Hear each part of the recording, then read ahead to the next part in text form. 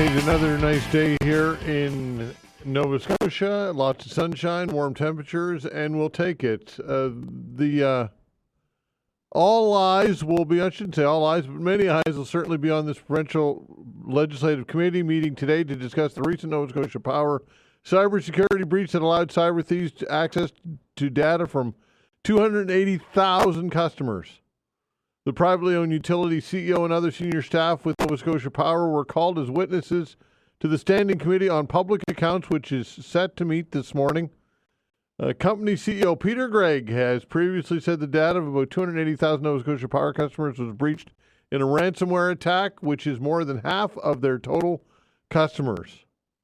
The breach of the customer records was first reported in late April, and the company later indicated that the first breach was detected mid-March. Gregg says the social insurance numbers of up to 140,000 customers had been collected by the utility, therefore could have been accessed in the breach. So, again, this is something that I'll ask you to weigh in on when we open the phone lines today between about 12:10 and 1. We have the Bank of Canada announcement today, so Clinton Wilkins, our mortgage specialist, will join us after the 12 o'clock news for a brief chat, and then we will open the phone lines, and I'll get your take on all of this. And some of the questions that I would like you to address are, what investments have been made, or I should say, what questions do you want answered? Or what I would like answered or asked, what investments have been made when it comes to cybersecurity and what improvements are planned? Pretty simple. What plan is in place in order to bolster your defenses against this threat? And how does it compare to what investments you have made? I think that is something that we need to know. What assurances can you give the public that the vulnerability has been addressed? And why have you held on to this data, social insurance numbers and whatever, for years and years in some cases? Why even store this data? Why not delete it? I would like to, maybe there's a reason why. But I would like that addressed. And if I were somebody that was on public accounts and I had an opportunity to ask Peter Gregg these questions, that would be one of the questions I would ask. Why hold on to social insurance numbers? What's the point? And maybe he has a good reason, but I want it addressed. And also, is anyone who works at Nova Scotia Power being held accountable in any way? Is any employee of Nova Scotia Power being held accountable for this oversight, massive oversight, which has potentially impacted thousands and thousands of Nova Scotians? At the very least, it's caused stress. At the very least, and it could be much more than that when all is said and done. And should the government create legislation to better protect citizens and allow for litigation? As Wayne McCabe, law professor emeritus, talked about yesterday, there is no statute in this province which allows for any type of litigation, whether it be an individual lawsuit or class action lawsuit. It does not exist in this province. Is it time to explore? Is it time for the government to create better legislation or legislation at all to protect us from this so that we can have recourse? And is it finally time to explore options to break this monopoly? I know it would be extremely difficult and a lot of challenges would be involved and not easy to do. But look, at some point, folks, we need to perhaps explore options to break this monopoly. So these are some things that I would like you to talk about. I'm sure that some of you want to talk about it when we open the phone lines. And as always, we have reached out to the CEO, Peter Gregg, and Nova Scotia Power, and we're not even getting responses to our requests at this point. They don't even have the courtesy to say no thanks. He can't do it. We're not even getting a response at this point, which is, well, you can read into that what you will.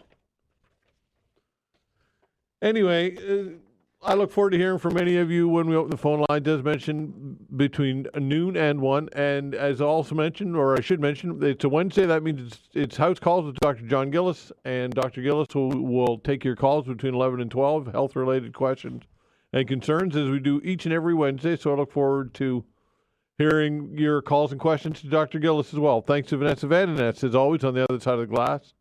Doing a fine job, as always. All right, let's dive into this thing. A special meeting of Halifax Council was held yesterday with one item on the agenda, a first look at a new regional plan for the municipality. Joining us to talk about all this is the Mayor of HRM, Andy Fillmore. Mr. Mayor, thanks for joining the show. We appreciate it, of course. Great to be with you, Todd. It's a beautiful day in the city. Indeed, indeed. Okay, so let's first of all tell us what a regional plan is all about. So the regional plan was first adopted by the Council of the Day back in 2006, and it's the roadmap to how and where our city grows, where we build infrastructure, where we want to build up housing, where we want the buses to run, where the roads are going to get built. It's a way to make sure that we grow in a way that is rational and affordable. So that's the core of what the regional plan is. And because the times change and new challenges come up and population grows, every once in a while that regional plan needs to be updated to reflect new conditions. And that's what we're in the midst of doing right now. Okay, so the draft, the initial draft of the regional plan, I'm assuming staff has created this? That's right. It's a remarkable staff report. It's nearly 2,000 pages long. It covers every square kilometer of the municipality, and it's got a lot of really important updates in it. And the work of the council right now is to make sure that everything that's in there should be in there, and the things that shouldn't be in there are not in there. So that's what the work of the council is right now. I'm in there making sure that we are working to always shorten approval processes, finding ways to build more homes faster at a price that people can afford, and making sure that people can move around and by reducing congestion and improving transit. So that's my lens that I'm working on this review with. Okay, are there some things that have been in there that shouldn't be in there? Any items that have jumped out that perhaps should be revisited? Not yet. There were some things missing that I'm adding. I didn't see the focus that I was looking for on permitting modular homes, mass timber buildings, factory-built homes. So I made an amendment on the floor of the chamber yesterday to make sure that we are being hospitable to those innovative and lower-cost ways of building homes. So that was good. There was there was one thing that was missing that comes to mind, Todd. There's a large development in the Margison Drive area of Sackville that was not in there. And so the local councillor, John Young, and the two councillors actually, and Billy Gillis, they both worked together to make an amendment that will allow, for example, a new Costco to get built. And anybody who's been in either of our two Costcos knows that a third Costco will be very, very welcome indeed. But that amendment will also allow for the construction of up to 3,500 homes, a new school, a bunch of new retail, a community center. So that was an important addition as well. All right, where's the new Costco going? So it's Margison Drive. You're going to get me on what the cross street is. I don't know that off the top of my head, but if anybody put in Margison Drive on their Googler, they'd come up with it pretty handy. What part of the city is that? It's in Sackville. Sackville, I see. Okay. Well, look, everybody wants a new Costco, right? That's exactly right. I mean, I find it hard to get the gumption to go there these days. It's just too crowded. I do a drive-by, and the parking lot's always full, so I keep going. Yeah, for sure. Okay, talk about the modular housing and affordable housing, and it must be a challenge to determine where they should go because you want it to, I suppose, fit in with whatever neighborhood that you're looking at. And community consultation, I'm assuming, would be required as well, like always. Well, so what are the challenges when it comes to modular housing and low-income housing? Yeah, sure thing. Well, the way that modular housing and factory-built housing is made these days, you cannot tell the difference from a traditionally built house and a modular home. There's no visible difference. There's no stigma about it. The only thing that's different about it is that they're built way faster. They arrive on the site and can be habitable in very short order, sometimes in just a matter of weeks from the time that the pieces arrive on the site. And because they're getting built in factories, those factories can run 3 8-hour shifts, 24 hours a day, 7 days a week if they choose to. It's a very attractive place to work because you're indoors, safer, climate controlled. You're not out there swinging your hammer on the roof in a hailstorm.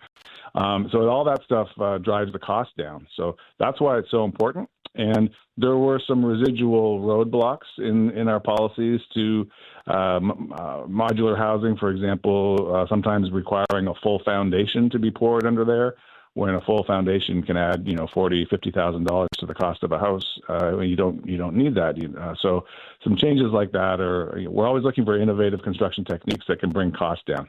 Are there developers that are interested and willing and ready to do this work?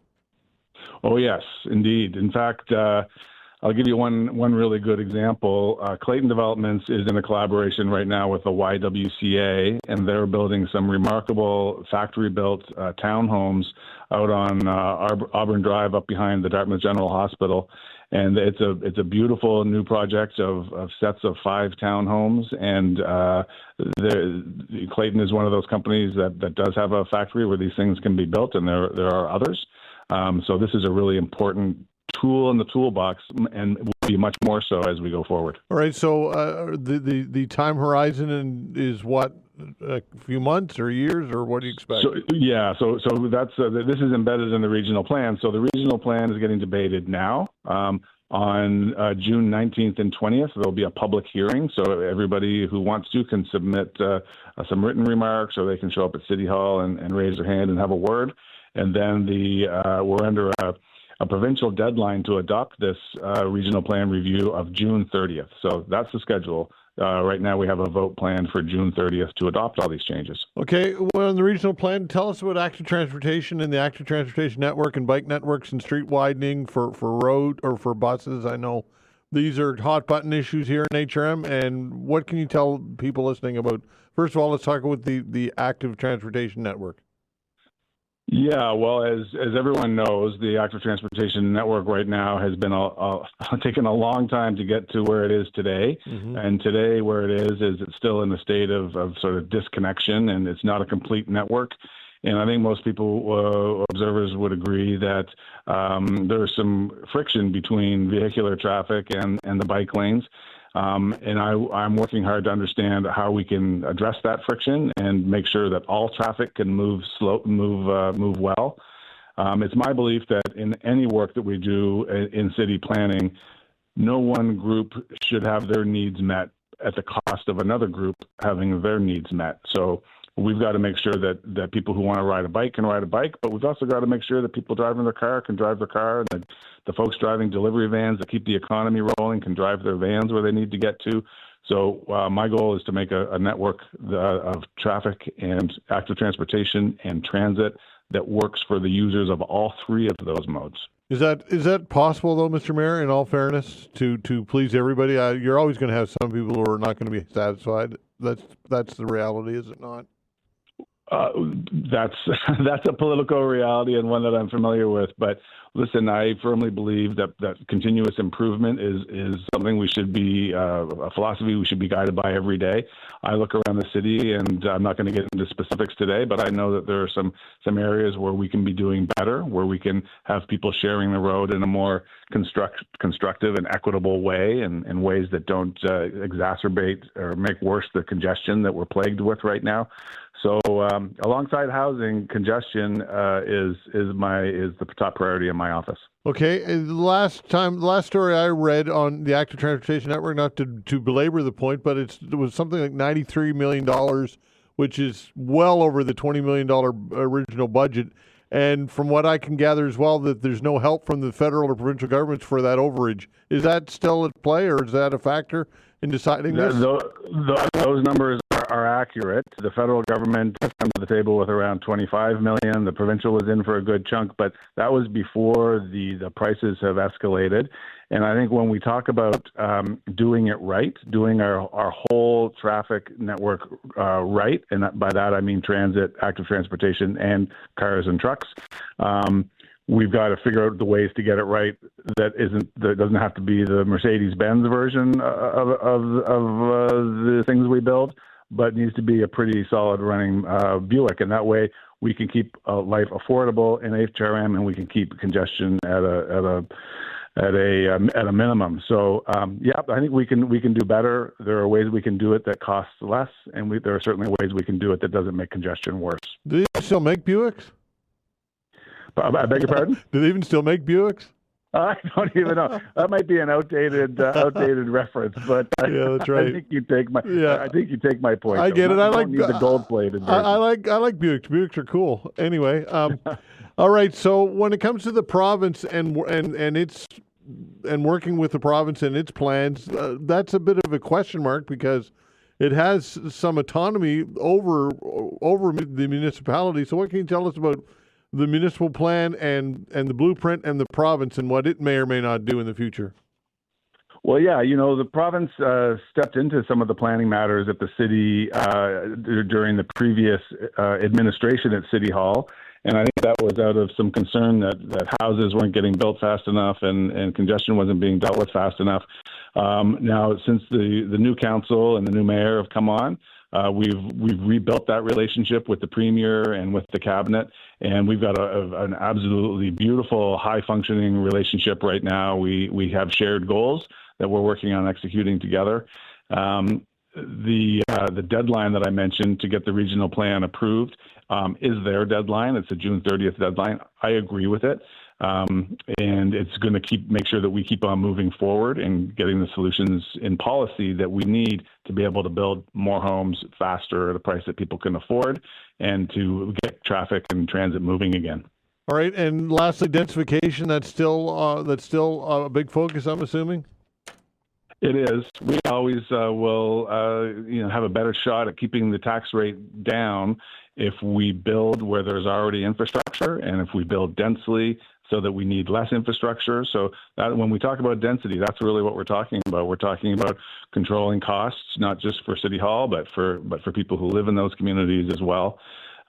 So density will continue to be a very important thing. And I want to say, not just in the urban core, we can have density in the suburban areas as well. And that development around Margison Drive with the Costco is a great example of that. Up to 3,500 homes around a new Costco, a new grocery store, new school. That will densify infrastructure in that one node, that one location, and that's a very efficient way to grow our city. Mr. Mayor, always appreciate it. Thank you so much, and we'll do it again. Okay, Todd, look forward to it. Have a wonderful day today. All right, take care. Andy Fillmore, the mayor of HRM. Close to 8 in 10 Nova Scotia small businesses support expanding alcohol sales to convenience and grocery stores. We'll discuss this when we come back. Facts.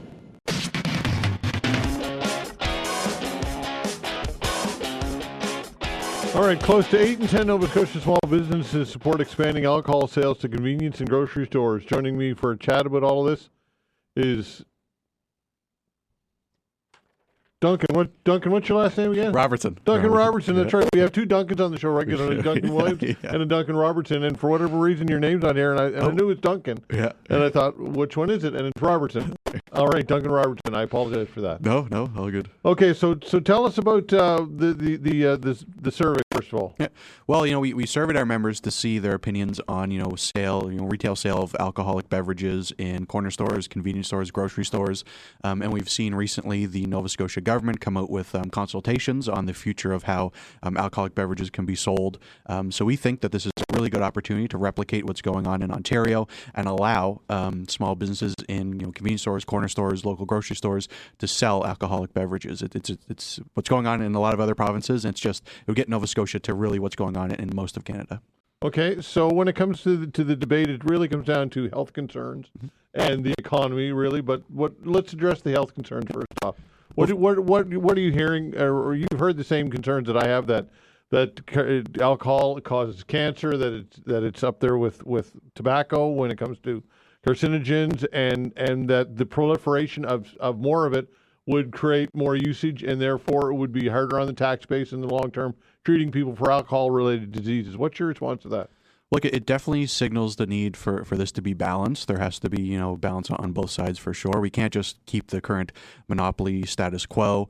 And what we should see too is Ontario, again, their example is they sell alcoholic beverages that are below 7% ABV. So there's that certain cap on what can be sold in convenience stores and gas stations. So we're not saying, sell hard alcohol, etc. So we're keeping that low, of course. And I'm not totally sure we'll see that proliferation of use per se. When we look at other provinces, for instance, in New Brunswick, when they allowed 66 licensed grocery stores to sell alcoholic beverages, that happened in October 2019. In October 2020, we only saw like a 0.8% increase in the volume of sales. When we look in Nova Scotia, when there was a proliferation of agency stores in 2004 between 2007, we only saw volume increase 6.7%. So we still have to see that data bear out. It'll be interesting to see what happens in Ontario. But again, it just speaks to the need to, of course, be balanced and ensure that we're not, we're including both perspectives here, which is, of course, very important. So what's this mean for retailers when it comes to their bottom line? Well, it will mean, a boon perhaps. When we look at retail businesses, small businesses across Canada, 6 in 10 cite lack of consumer demand is impacting their business. So by allowing this new product line to attract more consumers perhaps into their business, they can help address that concern. And again, we might not see a huge increase in usage, but what we really want to see is changing in consumer habits, 10, 20, maybe 30%. I know that might be a high note to get those consumers to local businesses, corner stores, convenience stores, etc., to really help that local business. And it also provides us an ability to help promote local brewers as well, local producers. Some convenience stores might want to have those on their shelves, and there's more shelf space, which of course we hear from the industry can also kind of be a concern in the NSLC. Okay, what are your thoughts on the politics behind this? Obviously, politics is at play. This will be a political decision. What any concerns or any comments on the politics behind all of this? Well, if there is a change in selling alcoholic beverages to corner stores and convenience stores, this by no means will be groundbreaking or revolutionary. When we look at Nova Scotia in a bubble, it might seem like a big change, but when we look at other provinces, they have welcomed this, like I've said numerous times already, Ontario, but also looking to Atlantic Canada and Newfoundland, Labrador, you can get local beer at convenience stores. Even in Alberta and Saskatchewan, their province has moved completely to just a wholesale model, so there's only private retailers, which is interesting. British Columbia, there's a mix between private and public retailers, so other provinces have been on board. Other provinces have made this change years ago. So just getting Nova Scotia at that level and is something that we would like to see hopefully soon. Okay, some would suggest that we have a bit of a nanny state by controlling this type of thing, and we should allow the sale of it and allow adults to make decisions for themselves. What's your comment on that? Well, I think particularly when we look at recent Attorney General reports, there's definitely some concerns around the NSLC, particularly around shelf space for local producers, things like that, concerns around markup structures, etc. So by expanding to more private areas, it might help us that way, particularly when we think again of a local producer that say they're in a certain part of the province, they want to sell to local businesses. They could potentially directly ship that to those convenience stores, those corner stores, because many already have an existing supply chain. So we could almost cut out that middleman in a way, and that would be an interesting kind of difference that we could possibly see and hopefully would see. Yeah, and when it comes to the struggles of small businesses, and we've talked about it, and there have been plenty with the threat of tariffs and the economy in general, I think that this would be obviously a good bonus for small businesses to offer people to get traction, more people in their stores. It makes sense economically, I suppose.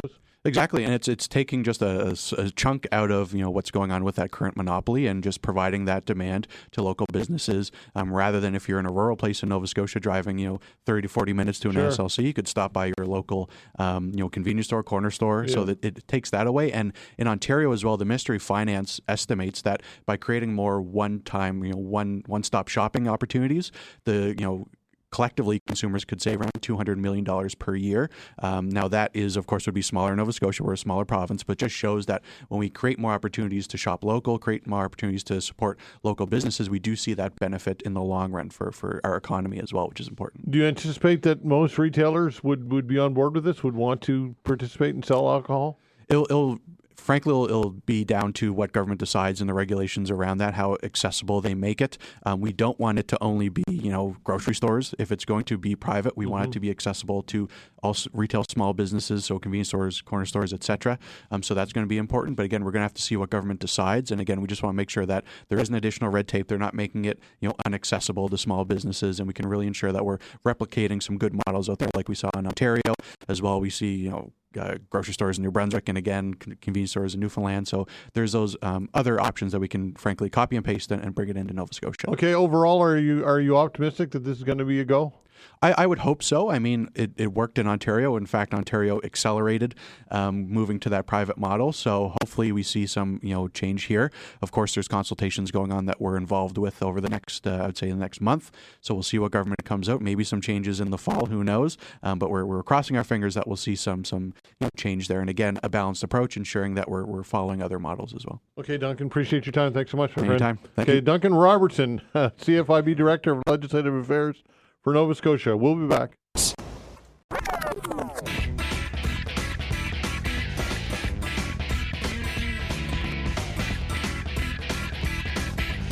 All right, Hants County residents voicing concerns over undesirable uranium mining proposal. Joining me to talk about all this is Chad Potier, resident who helped organize a meeting recently.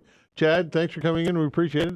Thank you very much for having me. And, really appreciate the and opportunity. thanks for bringing all the goodies Yeah, as well. no problem. No problem. The macaroons I put aside in here for Vanessa and I specifically. I don't blame you. That's the Falmouth Fruit and Vegetable Company. They do a nice job on those. Oh, very nice, very nice. We appreciate it very much. All right, so tell us about what is being proposed right now, and where are we? Just set the table for everybody who might not know what's going on here. Yeah, absolutely. So the provincial government has reversed a moratorium on uranium exploration in the province, stated in 2009. And they're moving ahead with 3 separate projects for exploration, and eventually they hope to develop the areas. They've named them Millet Brook, which is our area, which is Vaughan, Hants County, directly beside beautiful Falls Lake. It's cottage country, beautiful area. East Dalhousie, similar scenario. You're right by Lake Torment, beautiful place, beautiful area. Developed again, both these areas, not just hunting cabins in the woods. They're developed with beautiful cottages, homes, long-term residents. And the other area, which they called Louisville, is actually River John. They almost nobody in these areas even recognized these names. It took some digging for me to actually realize where they were referencing, and it's directly across from my property. That we call it the Falls, call it a different name. So they were, hiding in our opinion, hiding the locations of these, and very quickly moving this process forward without any consultation to stakeholders. No consultation to the landowners. The majority of this development is on private land. No consultation to the municipalities. No consultation to the indigenous people in the area. It's crazy. What are some of the main concerns here with this? Well, obviously, the number one concern is the environment and the impact on local residents. Very few places in the world, and especially in the developed world, do they do any kind of uranium mining like this in close proximity to developed communities. It is impossible to mine uranium safely in this close of a proximity to a population. This isn't northern Saskatchewan, 800, 900 kilometers away from the closest community. There are people all around this development.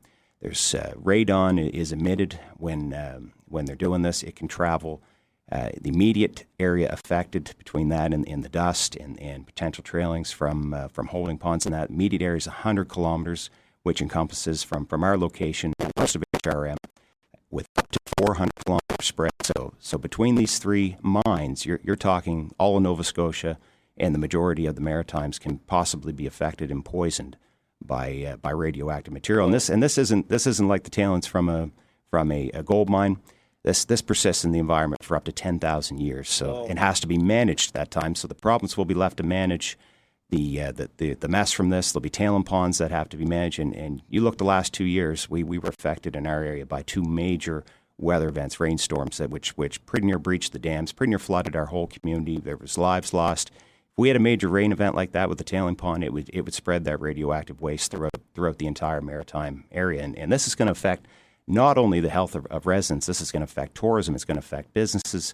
Nobody wants to buy radioactive lobsters, oysters, or apples. Yeah. It's going to blanket the Annapolis Valley in radioactive. This radon that's emitted, it travels through the air and comes down, into the water system. It lands on plants, it lands on everything, and persists in the environment. And when that gets in your system, it goes through a process of degradation that tears your internal organs apart, causes cancer, causes all sorts of debilitating business. About the only person this development will be good for is the film industry, because the movie they're going to be able to make after this will blow Aaron Brockovich out of the water. Wow. So, I mean, look, you paint a grim picture here, right? Is this the worst case scenario, or? Well, I don't think it is because, like I say, this can be done safely in locations that are far removed from local populations. But we spoke to a geologist. We've got the Canadian Association of Physicians for the Environment on our side, so really knowledgeable people on the subject. They believe that the only way to mine this uranium in this location is not through hydraulic fracturing, but an open pit mine. It's embedded in granite, which is very hard to remove the uranium from that material. And if that goes through, you're talking about a mine that's kilometers wide, kilometers deep. You've got radioactive dust, huge amounts of radon, tailing ponds that, as I mentioned before, are extremely hard to manage. The big concern with this, as I mentioned before, is the speed at which this went through. I'm a card-carrying conservative. I'm not an environmentalist. I'm a business owner, and the last person who would normally be standing up and advocating for this. But I voted for Tim Houston. I had him in my business, helping him out when he was campaigning. But we see rushed projects like this without consultation in countries like Venezuela, not typically in a democratic society like Nova Scotia. Just to give you an idea of the timeline, Todd, May 14th, this RFP was announced. June 11th, and that's just a couple weeks ago. June 11th, the bidding concludes, and July 12th to the 26th, prospectors are decided. So a few weeks ago, there's a company called Solterra Georesources, local mining company. It's a startup. They were advertising on their LinkedIn page the start of these projects already before the RFP even concluded. So we had our meeting. We mentioned that in the meeting. They got blown up with people inquiring on it. They've since deleted their whole LinkedIn account. So there's a lot of things going on here that are questionable, and the speed at which this is coming allows for no public consultation. The point of me campaigning against this is to raise awareness, because very few people know that this project is going ahead. Very few people are aware of the potential consequences of it, and the government has announced. I had to laugh. There was a CBC News coverage which said that taking uranium out of the ground may be safer than leaving it in. The biggest threat to having uranium in the ground is simply radon. If you build over on top of it. You build over top of it, which that's been around for years and years. Mitigation that people can there's do. mitigation measures and a lot of awareness around that issue. When you take this out of the ground and start putting it into the air, putting it into the water, putting it to the surrounding communities, and the impact on that, there's no reversing it. And unlike cleanup methods with other mining projects, there is no way to remove this uranium from the environment. It does not degrade for tens of thousands of years. So this will be a devastating project for the whole region. Okay, and private property owners as well. There's concerns that yes. They can be misused here? That's right. So it just happened recently in Yarmouth with the lithium mine. So private landowners, they have to be approached by the mining companies and asked to basically gain access to their land. And all the landowners, just the day of our meeting, that was the first correspondence, they had received letters to expect this. And if they decline the mining companies coming onto their land, the province can overturn it and grant them access. And this just happened, as I mentioned, in Yarmouth with the lithium mine. And so landowners have no rights in this. The municipalities have no jurisdiction. The municipalities are organizing. They just, close to the River John project, the municipality there just voted to put a stop order to the government, but they don't have the power to do that. That's a show of force. Municipalities are organizing against it, but we're in an uphill battle here, and we need all the support we can get as a province. Yeah, to that, the government had previously said companies selected by the province would have to seek permission from landowners to explore. However, Section 26 of the Province's Mineral Resources Act allows the Natural Resources Minister to intervene if there is a stalemate. So basically, the concern would be that it would be probably just they would defer to industry. Exactly. Yeah. Exactly. And I encourage everybody to watch the legislative hearing on this. They're letting the mining companies dictate the policy, which is an extremely dangerous precedent, and you know they're throwing environmental laws and safeguards out the window to. You know, they've got the message, Nova Scotia's open for business. I support that. You know, I think we need the revenue driving jobs, but it has to be done responsibly. You cannot strip mine a established community for radioactive material. It's not socially responsible. It's not economically responsible, and it's you know the impacts of this. Nova Scotia will be dealing with the cleanup for this for forever. So it's you know the environmental benefit will not outweigh the harm that's going to be done to all those other sectors and all those other stakeholders. They need to be consulted, and they need to have their fair share of input on this. What's the royalty structure? How much money is at play here? I mean, this should be part of the conversation, should it not? I haven't seen that published anywhere. Well, it should be. It should be. Right? It should be. There's no transparency. Yeah. There's no transparency on this project. It's like I say. You know, you see this kind of thing in a country like Venezuela without any democratic process, but not something we're accustomed to here in Nova Scotia. I'm very, very disappointed in the Houston government on this. And no politician showed up to this meeting? Is that correct? No. We invited Melissa Richard, the MLA. She didn't feel comfortable coming, but you know, Melissa's a friend of mine. But Yeah. I'm disappointed with her on this one. She has not made a public statement. She has not gotten in front of this issue at all, and she fully supports in our talks with her with the provincial government's plan, and it's not the wishes of her constituents. An MLA is supposed to represent their constituents, and they do not want this. The whole county has rallied behind this. I've had a lineup. We've got a petition in our dealership. I've had a lineup of people coming in there to sign it. Nobody wants this. It's got to be stopped. Wow. Look, you make a pretty definitive case here. Yeah. You know that there's no good reason to do this. There's no shortage of uranium. We've got and it's not even good quality uranium. Like we can't even understand the business case for it. How do you know it's not good quality uranium? Well, that study's been done. You know, Saskatchewan has a very high grade of uranium in the mine they do there. It's easy to mine. Mm-hmm. It's not embedded in granite like we do here. It's a much less invasive process to extract the uranium from the ground. And in Nova Scotia, it's a very invasive process, very hard to get, and the quality of the product is not the same. And you know, there's a huge supply of uranium worldwide. We don't understand. You know, we've got so many other resources to exploit here in Nova Scotia. Why are we going after one that could potentially poison the whole province? Okay, so I guess what tools do you have next, I suppose, besides public sentiment and doing what you've done? What's next? Yeah, we need all the public support we can get. We're like I say, we've got a petition. We've got it all through our county. We're sending it to other counties, any connections we have. You know, we've got lawyers being involved to try and fight for the local residents and constituents. We've got the municipalities organizing to stand up to this together, hopefully strengthen numbers.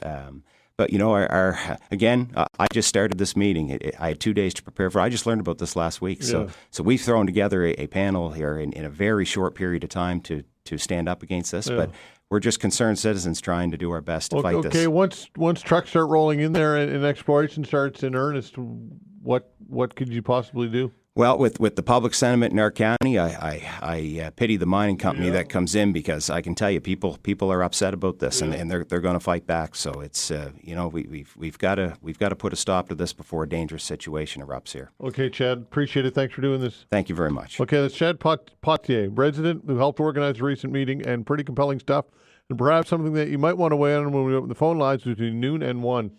We'll be right back.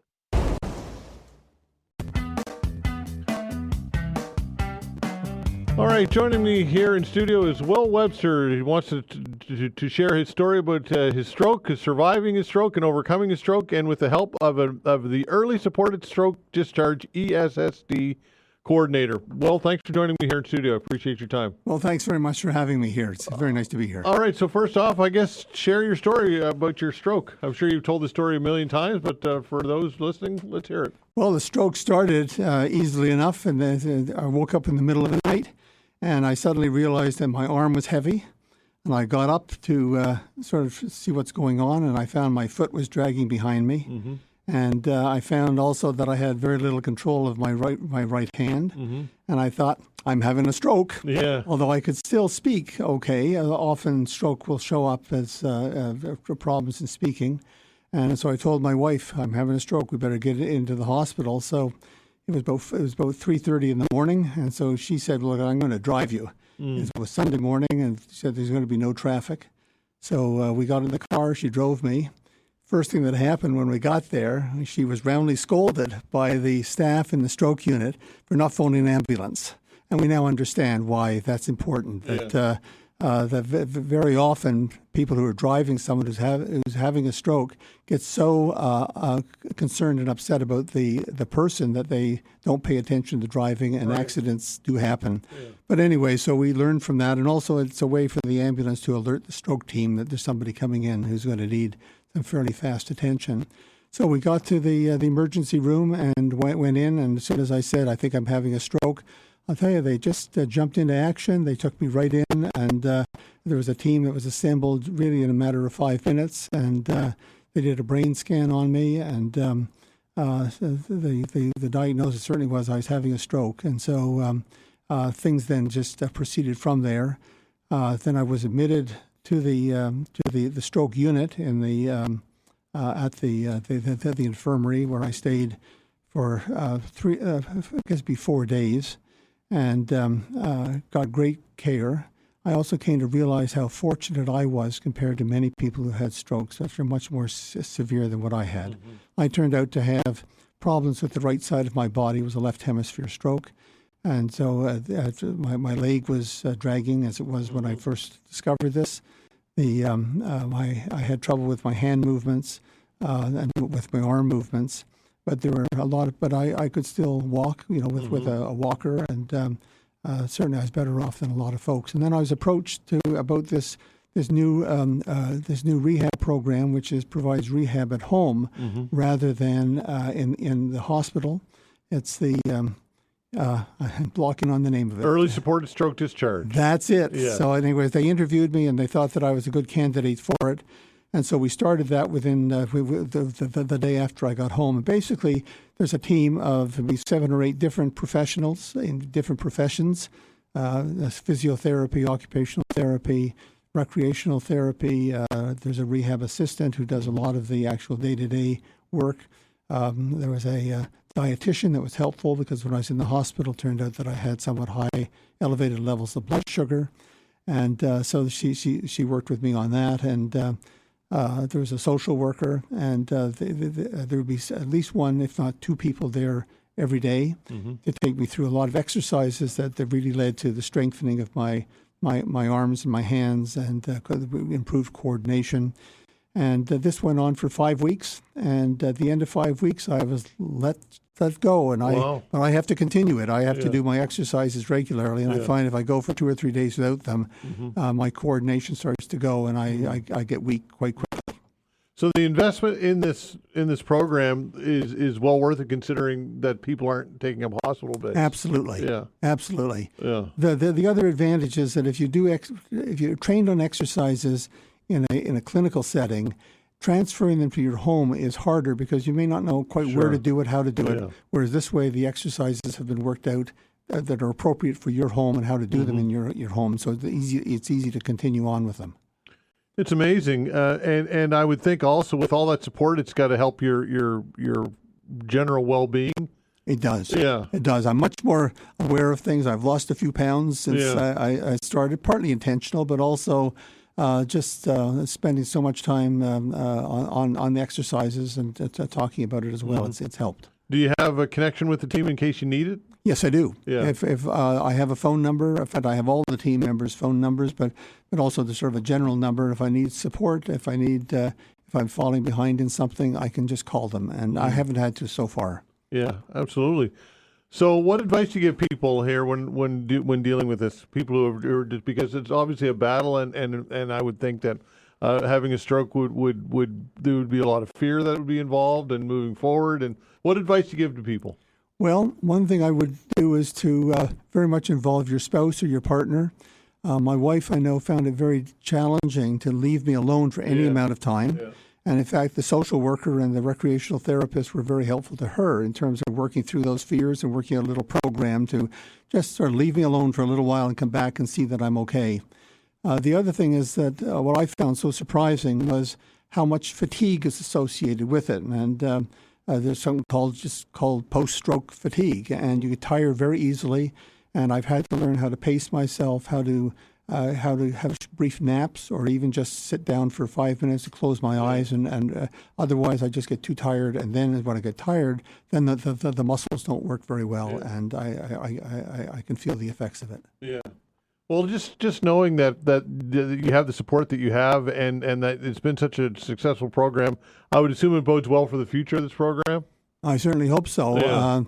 I was asked to have an interview for the health authorities website, which I was pleased to do because I'm very enthusiastic about it.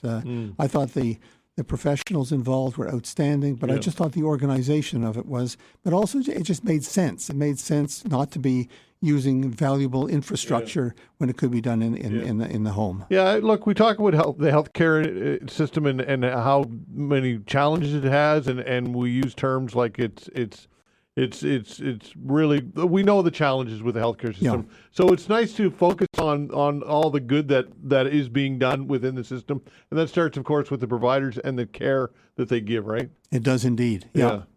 They really have been quite outstanding. Yeah, for sure. Well, listen, Will, thanks for coming in, and it's great that things turned out well for you, and a big shout out to your healthcare team for sure, obviously. Absolutely. Yeah, Great. They're heroes, aren't they? They are indeed. They are. I mean, they've changed my life, and they had such a great approach to it all. I mean, I it's been quite a few weeks now since I saw the last of them, but I still am very enthusiastic about what I'm doing, and they really set me up for long-term success. Great stuff, Will. Thanks, and continued good health, my friend. Great, thank you, and thanks for having me here. All right, that's Will Webster. House Calls with Dr. John Gillis when we come back.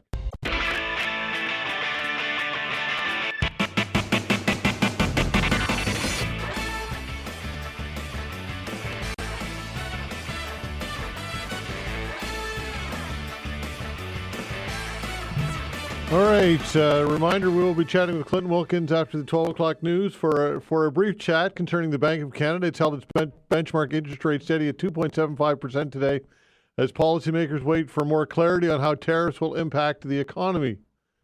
The central bank says there was consensus among its governing council for a second consecutive rate pause after inflation data showed unexpected firmness in April, and the economy topped expectations in the first quarter of the year. This is something that we'll chat with Clinton Wilkins about. What does this mean for your mortgage? Obviously, not much, I would say, with no change. So that's, I suppose, better than an increase, although we're looking for more rate drops. But we'll get Clinton's take on all this, and, of course, we'll take your calls after that. And we'll find out what's on your mind. I had a pretty compelling chat with Chad Potier, a resident who helped organize a recent meeting in Hants County over concerns about uranium mining, and look, I must say it was eye-opening for me. Although you hear these things or you read about these things, but until you have somebody across from you talking to you who's passionate about it and knows the issue well, it's pretty evident to me that they're going to receive, the government is going to receive a lot of pushback on this for I think some legitimate reasons. I would dare say. Again, it's tough because the government's trying to balance the economy and the economic viability and prosperity moving forward, and it's something that should be considered. But there's a lot of health issues as well here, folks, and uranium and radon and all that. So something that perhaps you might want to weigh in on when we open the phone lines, as mentioned later in the show. All right, joining us now for House Calls is Dr. John Gillis. Give us a call if you've got a health-related question or concern. The way to reach us is 902-405-6000. Again, 902-405-6000. That's the way to reach us for House Calls with Dr. John Gillis. Dr. Gillis, welcome to the show as always. Thank you, sir. How's it going? It's going all right. Are you going to watch any of the Stanley Cup final tonight, or do you tune out once the Leafs are out? No, I got a cup needs to come north away from Trumpistan, so hopefully a team with a captain who actually wants to win will get it done. What chances do you give Edmonton? I think they have a very good chance. Yeah, they're good, aren't they? Yeah, they're playing really well. Yeah, and Skinner has showed up from whatever cave he was in and is playing great too. So yeah, and McDavid, of course, probably the best player in the world, or the close thereof. The Leafs could use somebody like that, I'm sure, right? well, it's you just see the difference in the intensity of what they're doing. Indeed, for sure. Okay, 902-405-6000. That's the way to reach us for house calls. Roy's giving us a call. Hello, Roy. Hey, good morning. Hi. Dr. Gillis. Dr. Gillis, a quick question. I'm 61 years old. I'm in, I would consider to be relatively good shape, but I haven't had a prostate exam.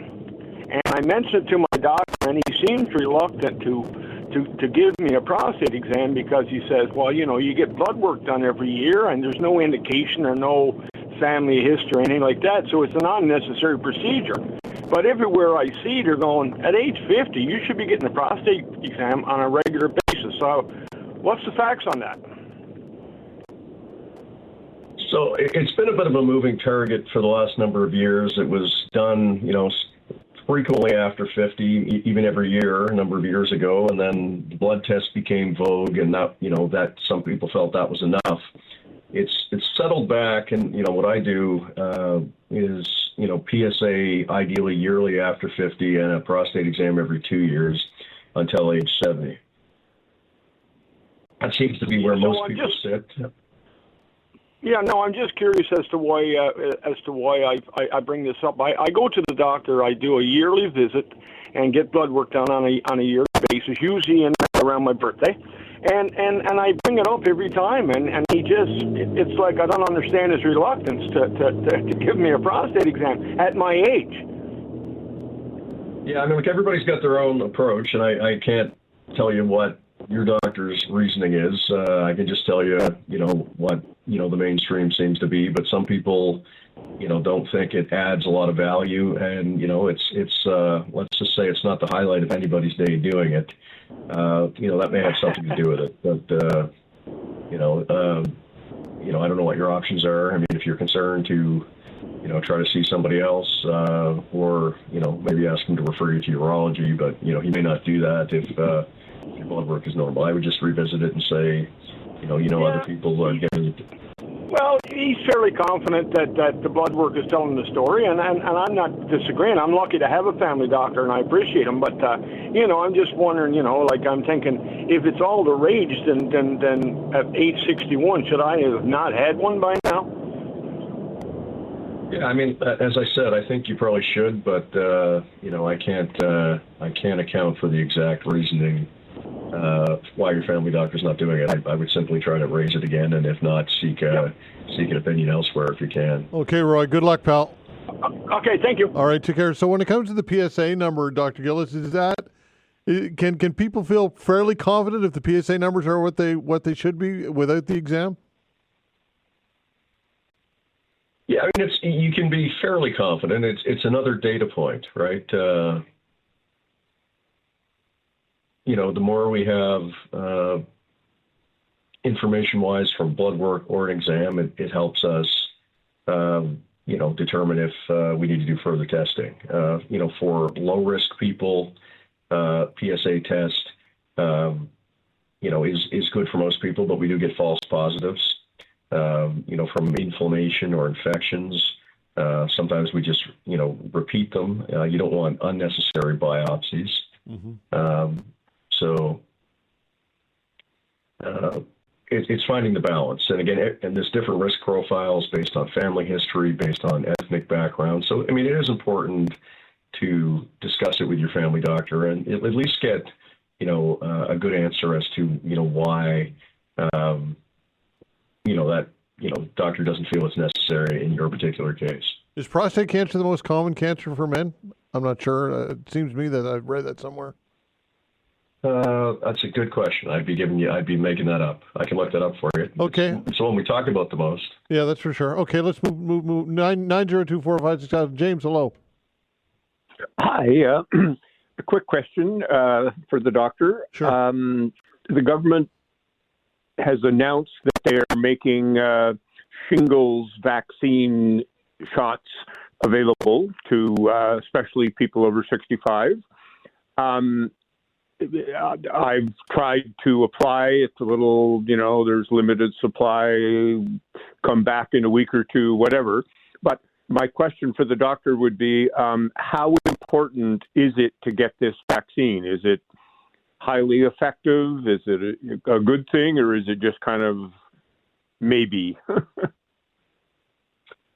No, it's highly effective. I think the statistics are that it's 90% effective if you get 2 doses. It's less effective if you only get 1. I see that a lot of people, you send in 2 doses of the stuff and then they just plain forget. Not malicious or maybe intentional, but they just don't get the second one, and it's not as effective. And again, critical is relative. Most people who get shingles get a mild case, they get a rash, and it goes away. It's the nasty cases, that, I see in my pain clinic and I see emerge with, terrible burning nerve pain and, sometimes eye infections as well. So I highly recommend that people at age 50 get it. It's been a positive development. The government is covering it over 65, but the recommendation still stayed starting at 50. And look, this is it's a cost thing. It's a risk thing. It is higher risk over 65, and this is a good thing. Would we like it covered for everybody? Sure. But people over 65 who are, at a higher risk and also generally less likely to have private drug coverage, if they're retired and not working, this was a good move, which I applaud. And, I suggest that anybody who can get on with it do so. Thank you very much. Thanks, James. Appreciate it. 902-405-6000. Yep, go ahead. Just quickly, I'm a little slow today. Prostate cancer is very common. Skin cancers are the most common just because there's so many types of them. Mm-hmm. And, often they're very benign. But prostate cancer is very common. And the stats say that, up to 1 in 8 to 10 men will develop it at some point in their lifetime. Wow. It being very slow growing and late onset. The teaching is that something else will get you first. Lung cancers, for example, are more likely to kill you, but with prostate cancer there being so many, if we don't screen early and try to catch them, it can still be fatal, right? Even though in most people, if it develops slowly and late. There are exceptions to that, and it is important to get screened. Okay, what are some of the early symptom signs? An enlarged prostate, urinary problems? What are some of the warning signs that people should be aware of, doctor? Yeah, well, this is the thing, right? I mean, as men age, they start, your prostate enlarges, you go to the bathroom more, you may have some urgency to go, but that doesn't mean you have prostate cancer. And the whole thing is that at an early stage, it's often silent, which is why, testing is necessary. On a regular basis, especially after 50 or if you're higher risk. Okay, fair enough. 902-405-6000. That's the way to reach us for House Calls with Dr. Gillis. We get some open line through. If you'd like to ask the doctor a question, now is a good opportunity to get some advice.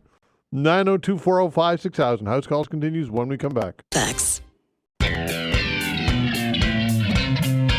Right, House Calls continues with Dr. John Gillis. The way to reach us is 902-405-6000. If you have a health-related question or concern, now is a great opportunity to get some free advice from Dr. Gillis, who has decades of experience and knowledge. 902-405-6000. Again, 902-405-6000. Dr. Gillis, I wanted to get your take on the fact that Nova Scotia, the province of Nova Scotia, is floating the idea of expanding a liquor store, or rather the sale of liquor, to various outlets. It's conducting a survey, 1,500 Nova Scotians over the age of 19, asking their opinion on this. For retail outlets, it's obvious that why they would want this, but there are health concerns. I've had people on the show recently talking about health concerns and the fact that the proliferation of alcohol sales could and would likely translate into more alcohol-related symptomatic or cancer and whatever else alcohol is associated with. And what are your thoughts, if you have any, on this whole issue? I've got a few. I mean, one, I think, in general, the use of alcohol in our society has gone down a little bit. Younger generations are using less. I see it, just anecdotally, at work. I see it, at the rugby club. The youngsters, the 20-year-olds, they don't sit around and tell war stories after the game for hours. They have a Coors Light, and then they they leave, or they switch to coffee or something else, and that's a good thing. So I think there's been a general societal shift away from some of the culture. I think the reality is if you want to buy alcohol, you're going to buy it.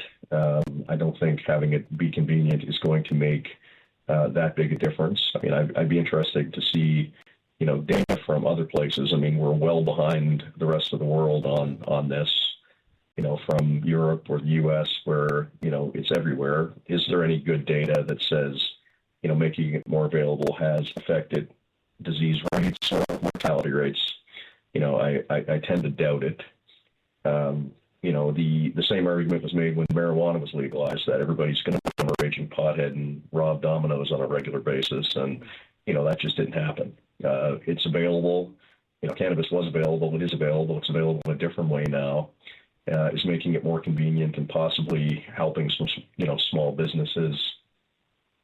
I think there's a balance there, but I guess I would say I generally don't have a problem with it, as long as we continue, what I would say is a general societal push towards alcohol education and making sure people are aware of the risks, and that we see that the trend continues, that in our younger generations, it seems to be, less vogue, in this day and age. Societally, though, I think you would agree that that in this area, in the Western world, it's the drug of choice, and it is a Group 1 carcinogen. So how do we balance all that?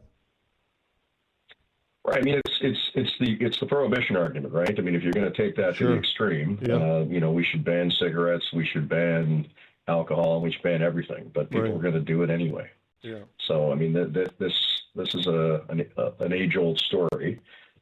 My view is education, prevention, and taxation allows us to use funds from these sales towards positive things. I mean, again, back to cannabis. Cannabis has generated a lot of money, for government. I maintain if it was run a little tighter and the prices were more competitive and actually decided to enforce some of the black market stuff, they would make a lot more money still. But that's not where we are. But prohibition in all forms has been proven not to work.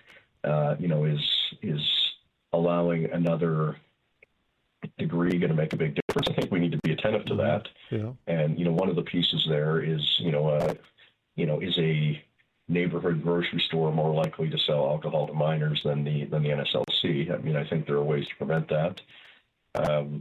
Again, that comes to enforcement, ID checks, cameras, that sort of thing. And if those steps are taken, I don't personally have a huge problem with it. Okay, fair enough. 902-405-6000. Lori, hello. Hey, how are you? Well, you? Not bad. Great.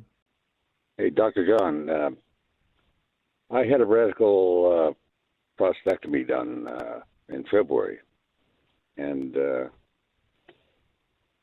but it was a little bump after the operation, but now it's over the incision site. It's about 3 fingers wide. Apparently it's a hernia. I'm just wondering, and it bothers me when I work. So what's the best courses to deal with that? I see my surgeon on July 10th, so it's all right to wait that long, is it? Yeah, well, probably. I mean, if it's causing you pain, or if a hernia gets stuck, or can't be pushed back in, that's an urgent matter. I can't tell you that, without looking at it. You may want to get your family doctor to look at it. And post-surgical hernias are common, as long as they're not stuck or, we could say strangulated, then they're usually not urgent. But maybe have your family doctor or somebody look at it in the meantime, talk to the surgeon who did the procedure about it. It wouldn't likely be a urologist who would fix a hernia. It would be a general surgeon. So they may, start the process of referring you, maybe to get that repaired at some point. But I'd have someone look at it in the meantime. Yeah, I did. I had my family doctor look at it, and he told me to wait till July 10th. But I find myself if someone's put eyes on it and they weren't concerned, that sounds like a reasonable recommendation to me, unless something changes. Okay, well, thank you. Okay, Lori, thanks for it. Take care. Good luck. 902-405-6000. That's what it reaches for house calls with Dr. John Gillis. If you have a health-related question or concern, now is a great opportunity to get some advice. 902-405-6000. That's the way to reach for house calls with Dr. Gillis. House calls continues when we come back. Facts.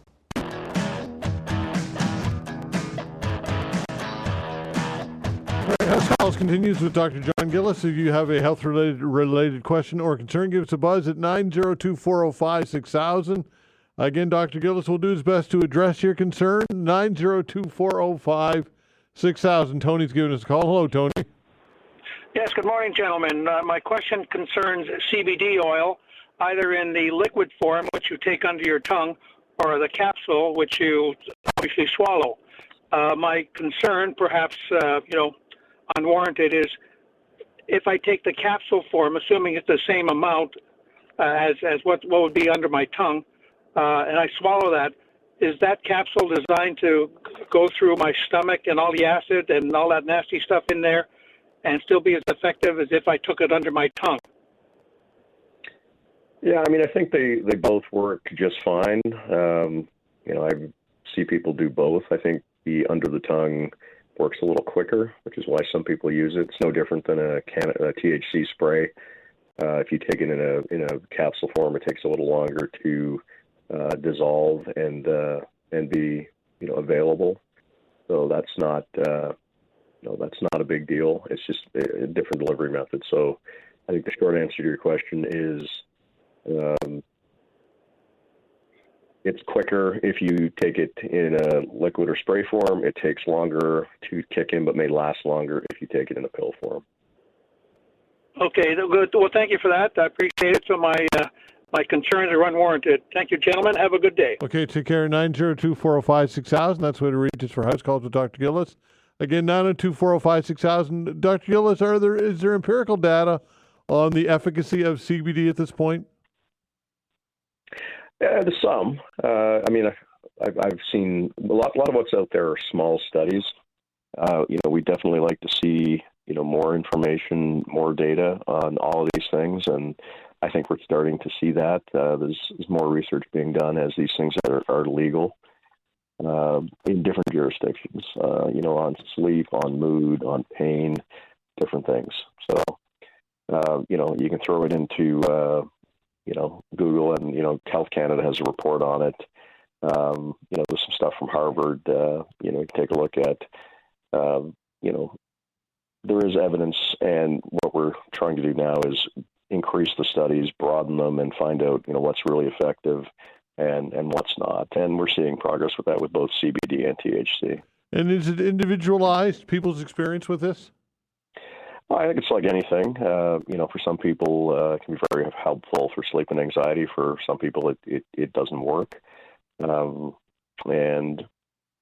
It's not a cure-all. It's not perfect, but again, with proper information and advice, it can be very helpful.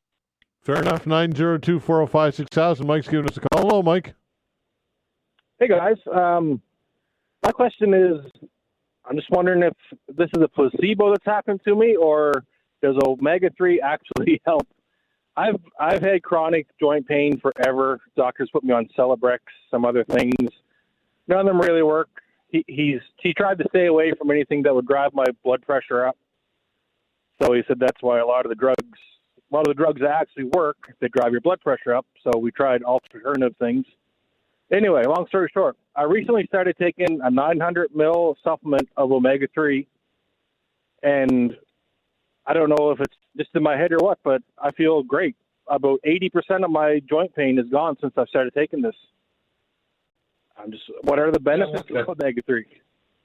Yeah, no, for some people it's very effective. It tends to be a bit of a hit and miss thing. Some people it helps, some people it doesn't. There's some data out there that it's helpful, but it doesn't help everybody. So, what I always say to people, I don't believe it's harmful. Try it. If it helps you, good. If it doesn't, don't spend a lot of money and move on to something else. With the caveat that, activity, all that stuff,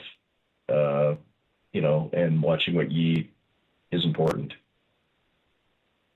Yeah, perfect. No, I just wanted to pass that on. What are the other benefits of omega-3? Like, I've always heard it was good for you, but I've never really looked it up. But it's doing great for this, I can say. It can help your cholesterol balance and your cardiovascular risk as well. So, there are different benefits to it. So it sounds like you're on the right track, and, carry on.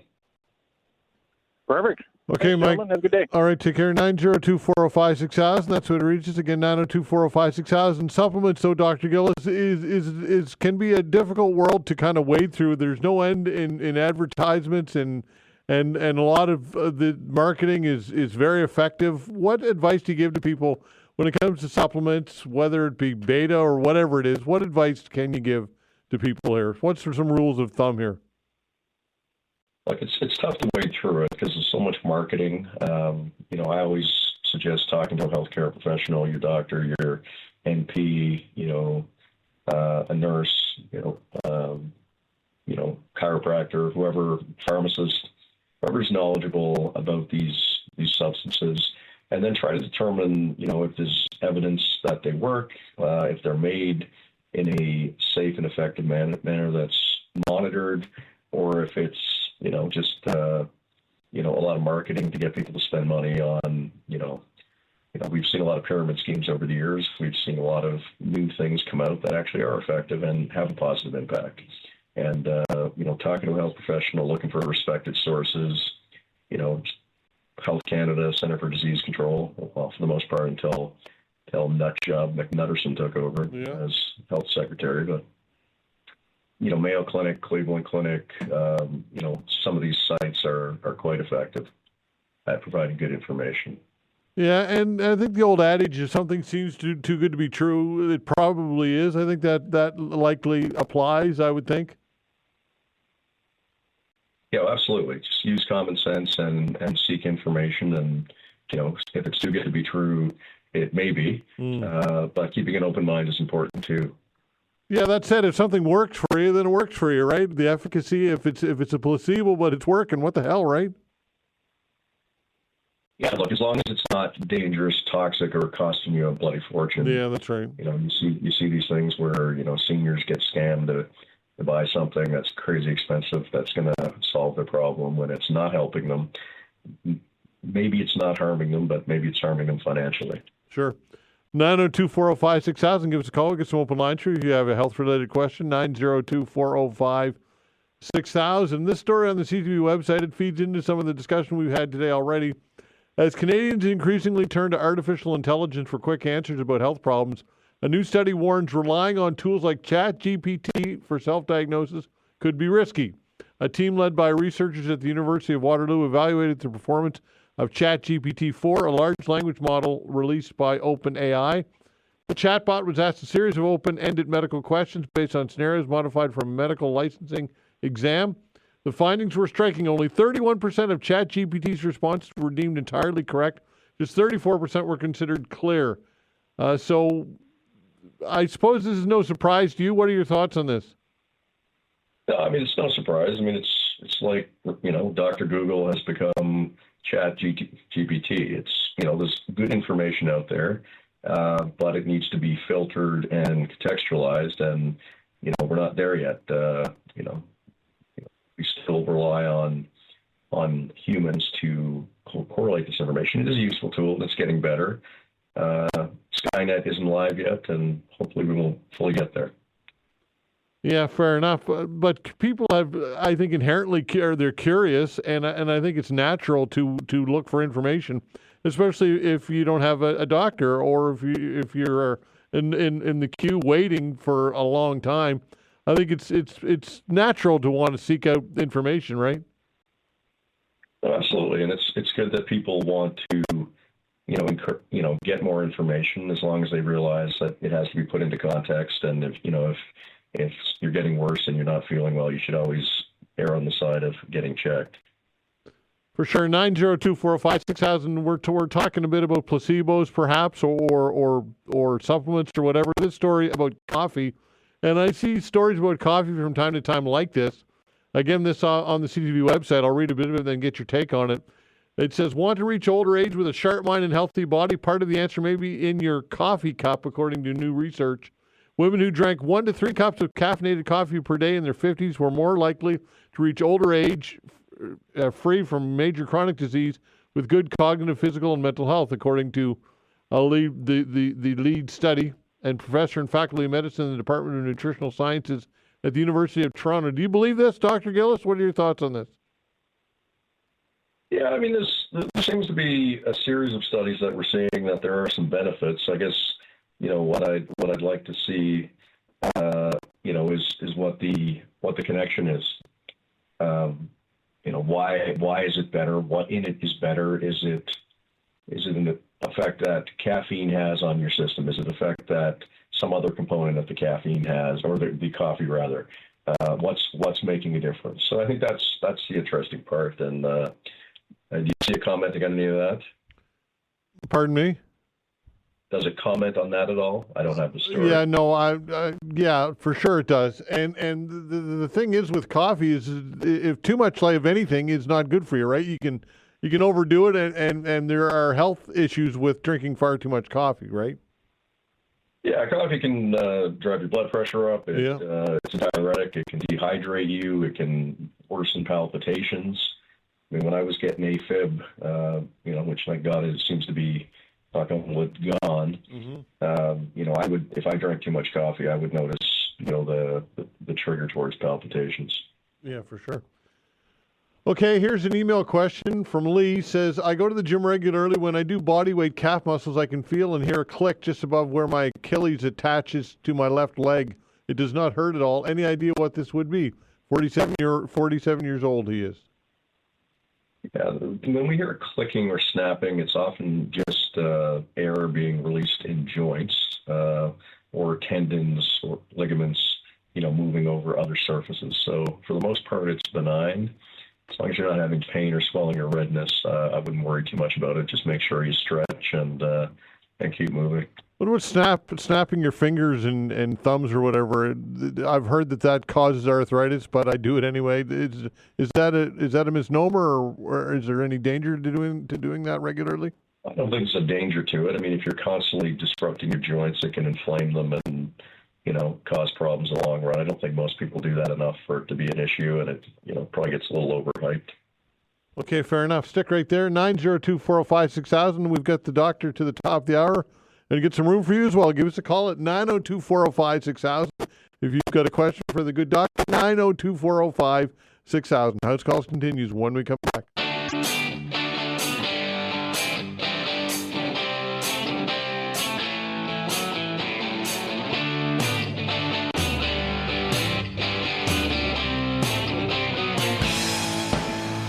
All right, we have the doctor for a few more moments to the top of the hour. Dr. John Gillis, of course, and House Calls. If you'd like to get a question in, give us a buzz now at 902-405-6000. Again, if you have a health-related question, now's a great opportunity to get some free advice from Dr. Gillis, 902-405-6000. Dr. Gillis, I saw this story, and I thought I'd get your take on it. It's also on the CTV website.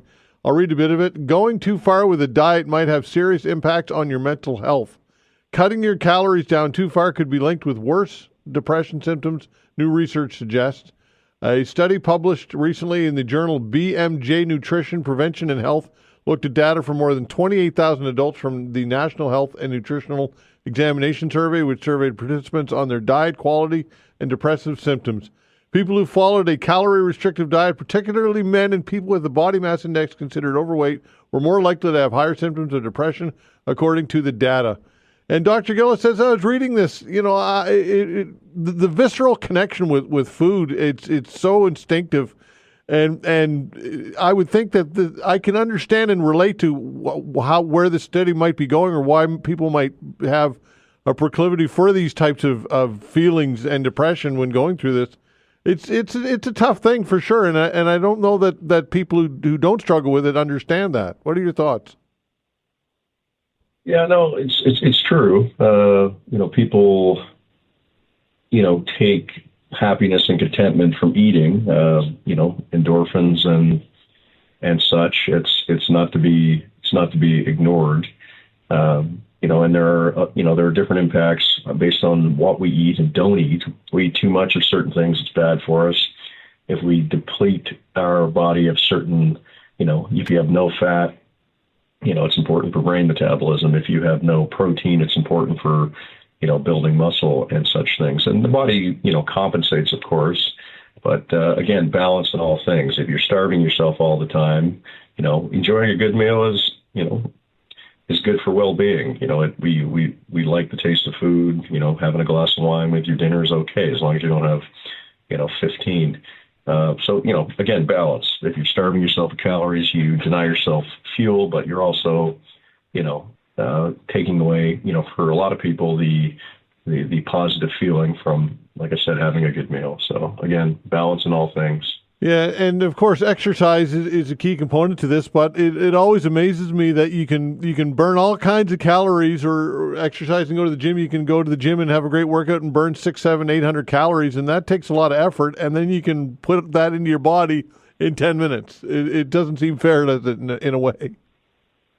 No, that's right, and it's again, finding that balance can be quite challenging.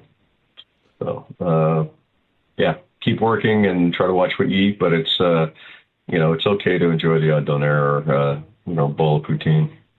Absolutely. Okay. In this story, Canadian researchers say a new study shows regular exercise improves survival for colon cancer patients. The study, published in the New England Journal of Medicine, found that patients who participated in a supervised exercise program after completing chemotherapy were 28% less to have their colon cancer return than patients in the control group. And exercise seems to be imperative. If you can exercise, it's beneficial in just about every scenario, if not every scenario possible, right? Absolutely.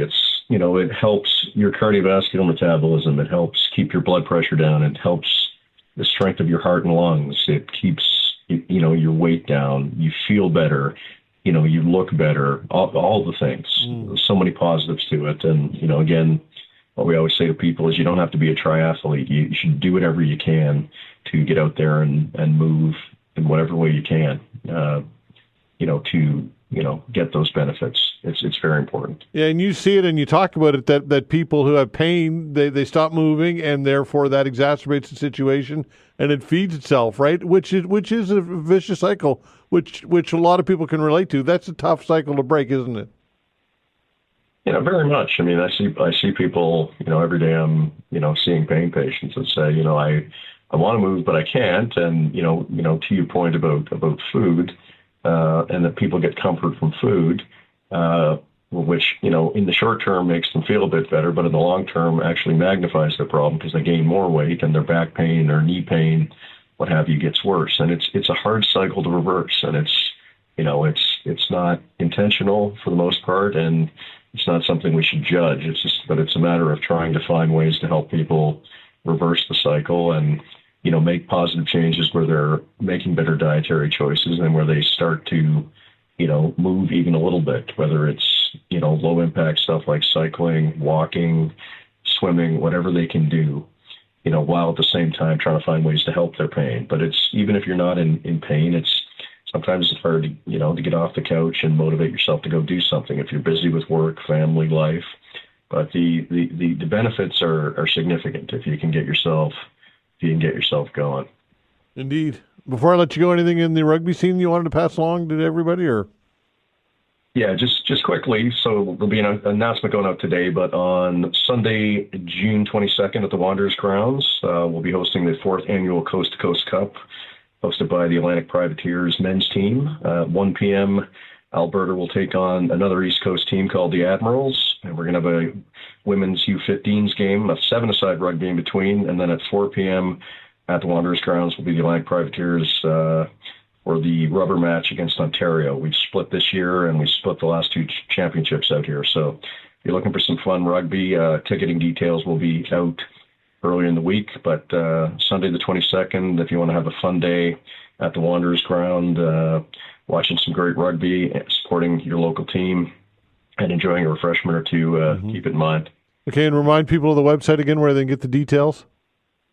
privateersrugby.com, or you can follow Atlantic Privateers Rugby on Instagram, Twitter, or Facebook. Okay, Dr. Gillis, always great. Appreciate it. Thanks. We'll do it next week. Talk soon. Bye-bye. All right, take care. That's Dr. John Gillis. That's House Calls. And again, we do that each and every Wednesday between 11 and 12. Coming up in the next hour, we will be taking your calls. And I'm sure that some of you want to talk about what's going on when it comes to the Public Accounts Committee and the fact that Nova Scotia Power's CEO is appearing and taking questions and being grilled, hopefully, by politicians who sit on Public Accounts Committee, because justifiably so in every way, in my opinion. And I'm curious to see what comes of this. And we'll talk about it tomorrow extensively when we have more details about what was discussed. But we will get your comments on all of this, and I'll share some of mine as well. But before that, the Bank of Canada interest rate is remaining steady at 2.75%. We'll get Clinton Wilkins' take on all this when we come back.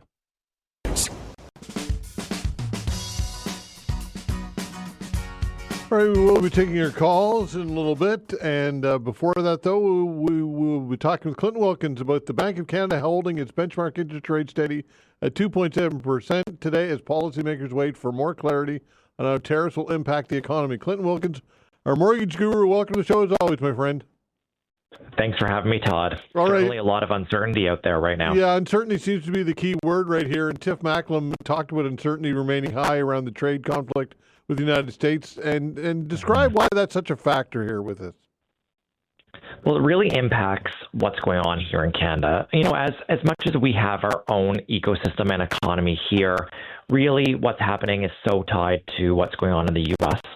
Although their economy is very different from ours, certainly there are many ties, and it does impact what's happening here at home and what's happening, obviously, with these rate decisions here from the Bank of Canada.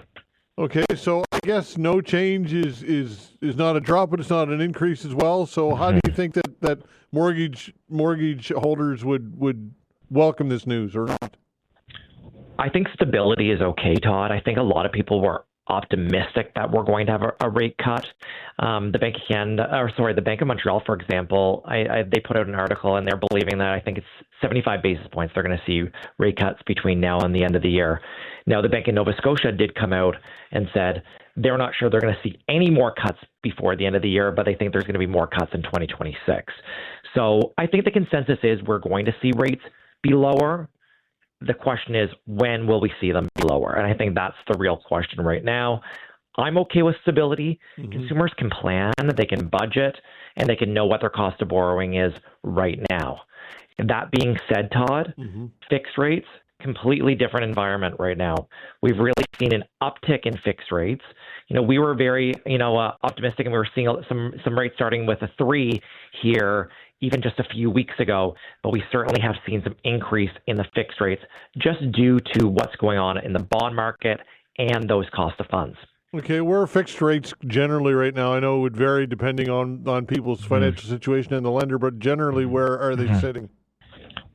Most fixed rates are in the low to mid 4s right now, Todd, depending on which term a consumer we're going to take, and if it was a refinance versus a purchase with high ratio insurance from the Canadian Mortgage Housing Corporation, Sagen, or Canada Guarantee.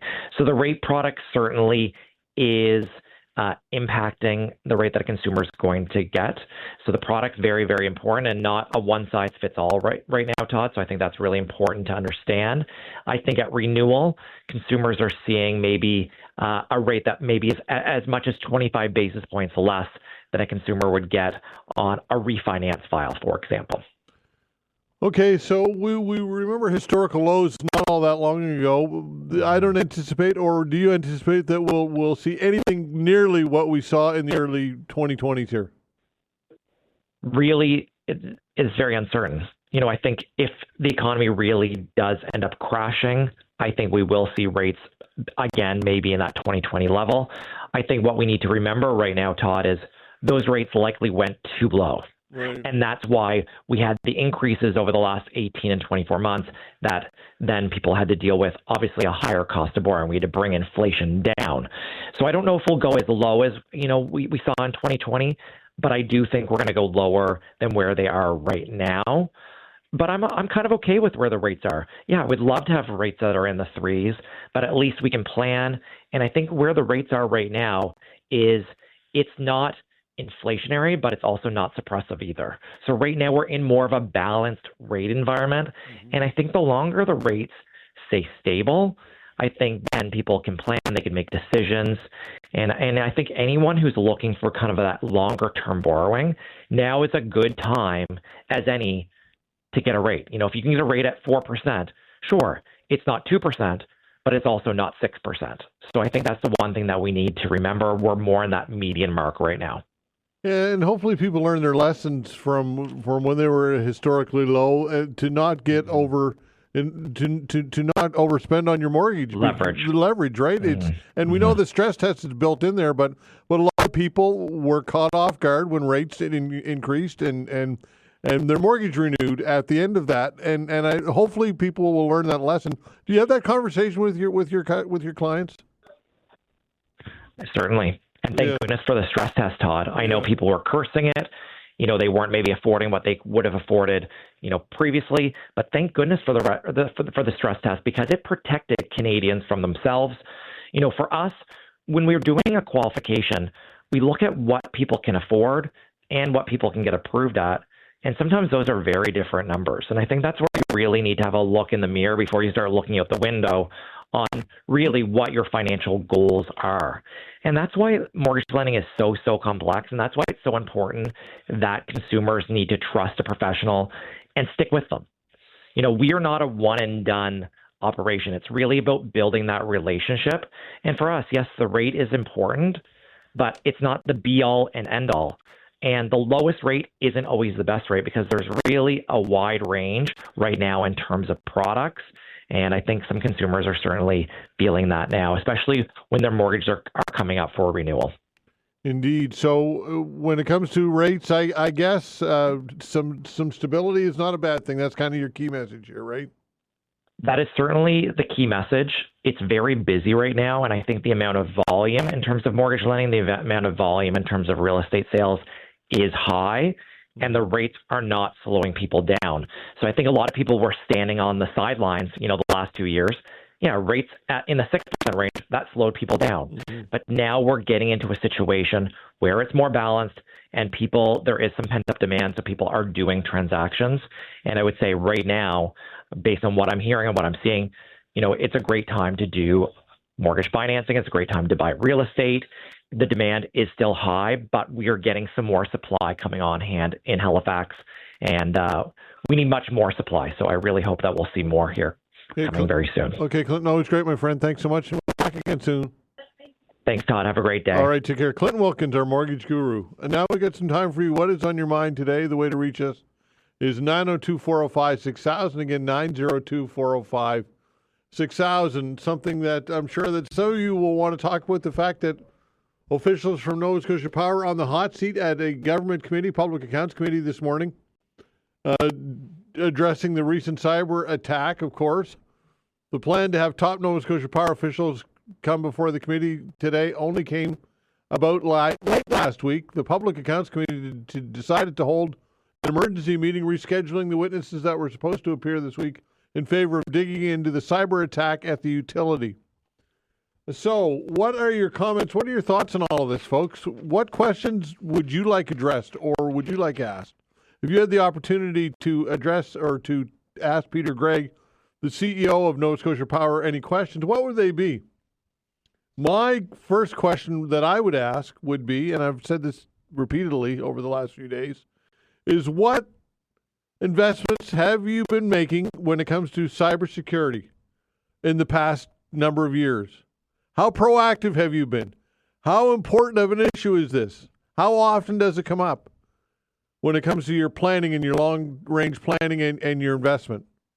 And what assurances can you give Nova Scotians that the vulnerability has been addressed? I want to know that answer. And I would ask Peter Gregg that question if he would agree to come on the show, but he refuses to at this point, or I shouldn't say refuses, they simply don't respond at this point. And you can read into that what you will as to why they do not. He's done other media, of course, but to this point anyway, he has not come on this show, which I think is wrong, obviously. But the question is, what assurances can you give the public, Nova Scotia ratepayers, that you are addressing this clear vulnerability in your systems? And also, why have you held on to this data? Why are you holding on to social insurance numbers? What's the point of keeping those on file? And why did you need them in the first place? Is anyone who works for Nova Scotia Power being held accountable in any way for this? And when I say accountable, I mean reprimanded or fired. I mean, this is a serious breach. And why is there no accountability? And should the government create better legislation to better protect citizens and allow for litigation when it comes to civil lawsuits or whatever it might be? Because, again, according to Wayne McKay, law professor emeritus, who was on the show yesterday, they said that, in his opinion, there's not a lot of room for any type of litigation, class action lawsuit, if any, in Nova Scotia because of the lack of a statute which would protect and allow for this type of litigation. So should the government proactively do something to create legislation or beef up existing legislation to allow for Nova Scotians to sue when this type of thing happens? And is it time to explore options to break this monopoly? So that or whatever else you've got in your mind, give us a call at 902-405-6000 and 902-405-6000. Your calls when we come back. All right, taking your calls. The way to reach is 902-405-6000. Again, 902-405-6000. We'll go to the phones in a moment, but beyond the Nova Scotia Power story, which is impactful and I think very important that people should talk about, there's also a story in which we chatted earlier with Chad Potier, resident who helped organize the meeting in Hants County. Residents voicing concerns over undesirable uranium mining proposal. And I'll tell you right now, folks, look, I know there are always two sides to every story. I get it. But he made and laid out a pretty impactful case as to why these residents don't want this uranium mining in their community or any community in Nova Scotia. Pretty compelling conversation. Pretty passionate about it as well, and very articulate. And the health concerns are of course, the issue. And he talks about the fact that the radon that would be released when this type of mining is done is unstoppable. And it can contaminate the air and of course in turn people. Again, according to his comments, and I think he makes a lot of sense. Not to mention the footprint that's left behind with this type of thing, with this open pit mining. And the fact that the government can force private property owners to allow this on their land. There's of course it's the law that allows the government of the day to allow this to happen on their land with no recourse. And I think that he makes some very legitimate points. And if this were happening in my backyard, which it is his backyard, I would probably feel the same way. I get it that the government is bold and bullish on resource development. And yes, the world needs uranium. I get that. But my, oh my, he makes a pretty compelling case. I will say, what's your take on that or anything else you've got in your mind? 902-405-6000. That's the way to reach us. Again, 902-405-6000. Lee's giving us a call. Hello, Lee. Hi, how's it going this morning? Well, you? Good. I should actually say this afternoon. I apologize. It's after 12 o'clock now. No problem. Just a couple of quick points in regards to Nova Scotia Power. I have three main thoughts. One, I don't feel that Nova Scotia Power has any right to be collecting social insurance numbers. There's no reason for it in today's day and age. You have credit card companies doing credit checks on people where Social Security numbers are optional.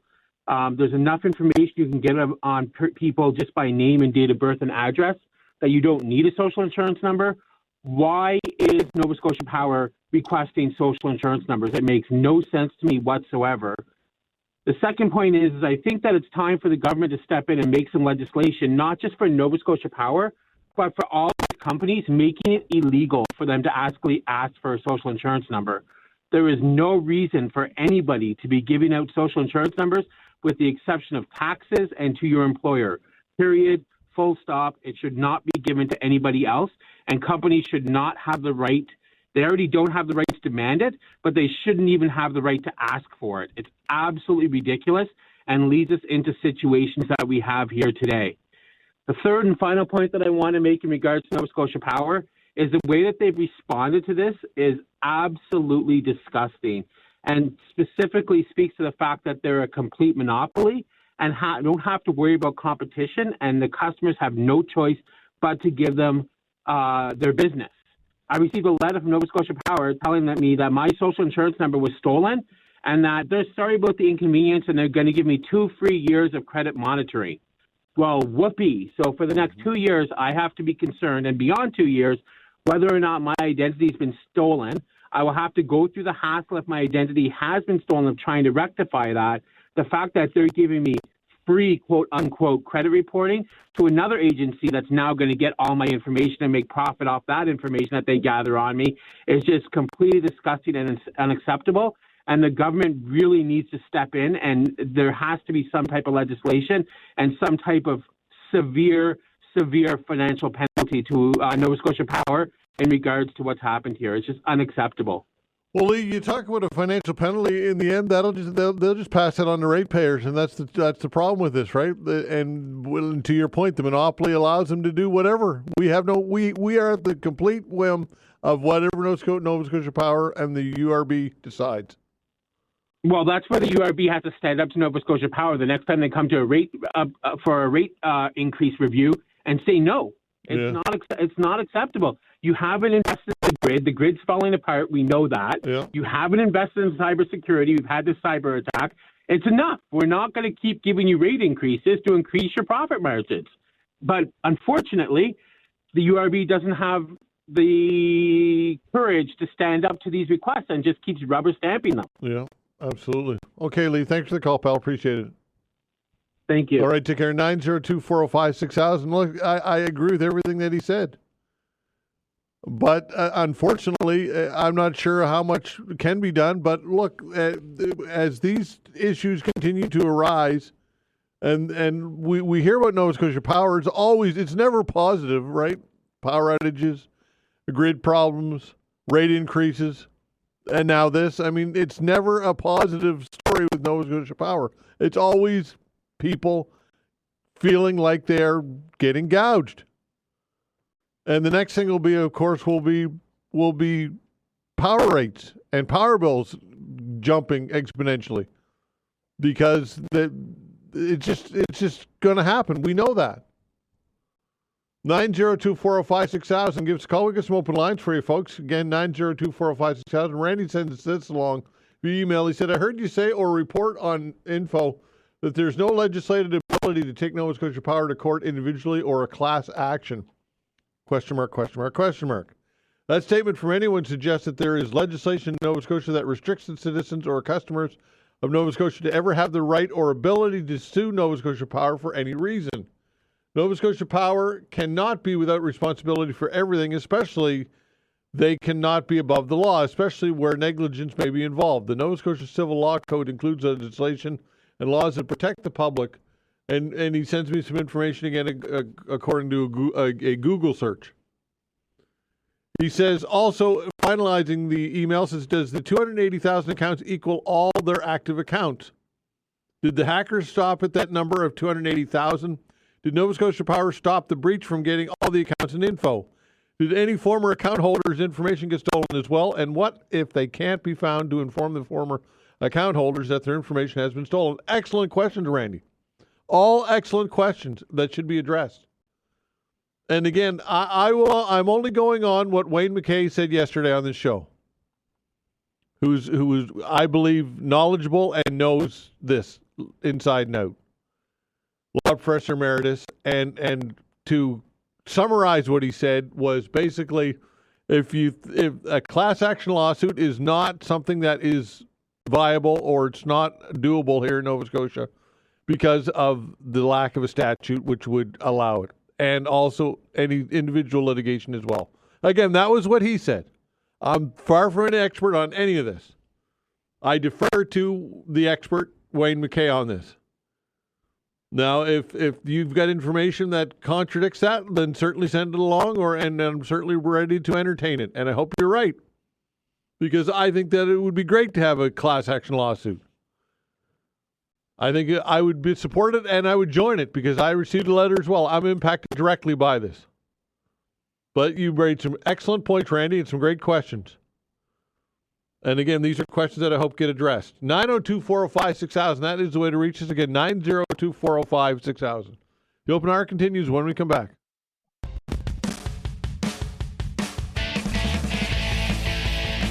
All right, taking your calls, 902-405-6000. That is the way to reach us. Again, 902-405-6000. A lot of people in concern in talking about the Nova Scotia Power situation and the cyber attack, cyber breach. And Public Accounts Committee has called Nova Scotia Power executives to testify today.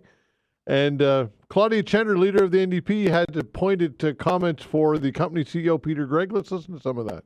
It won't surprise you, and in other venues, we've certainly discussed the challenges and frustrations that Nova Scotians have around rates, around service.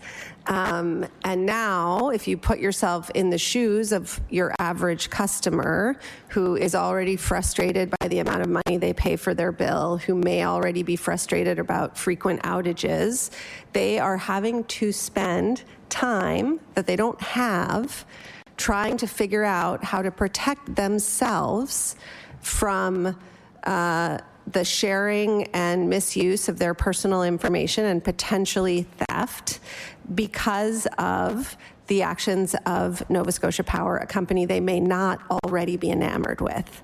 And so my question is, are you anticipating offering relief to these customers? This is not something they expect when they sign up for your service, which they do not have an option but to do because you have a monopoly on power in this province.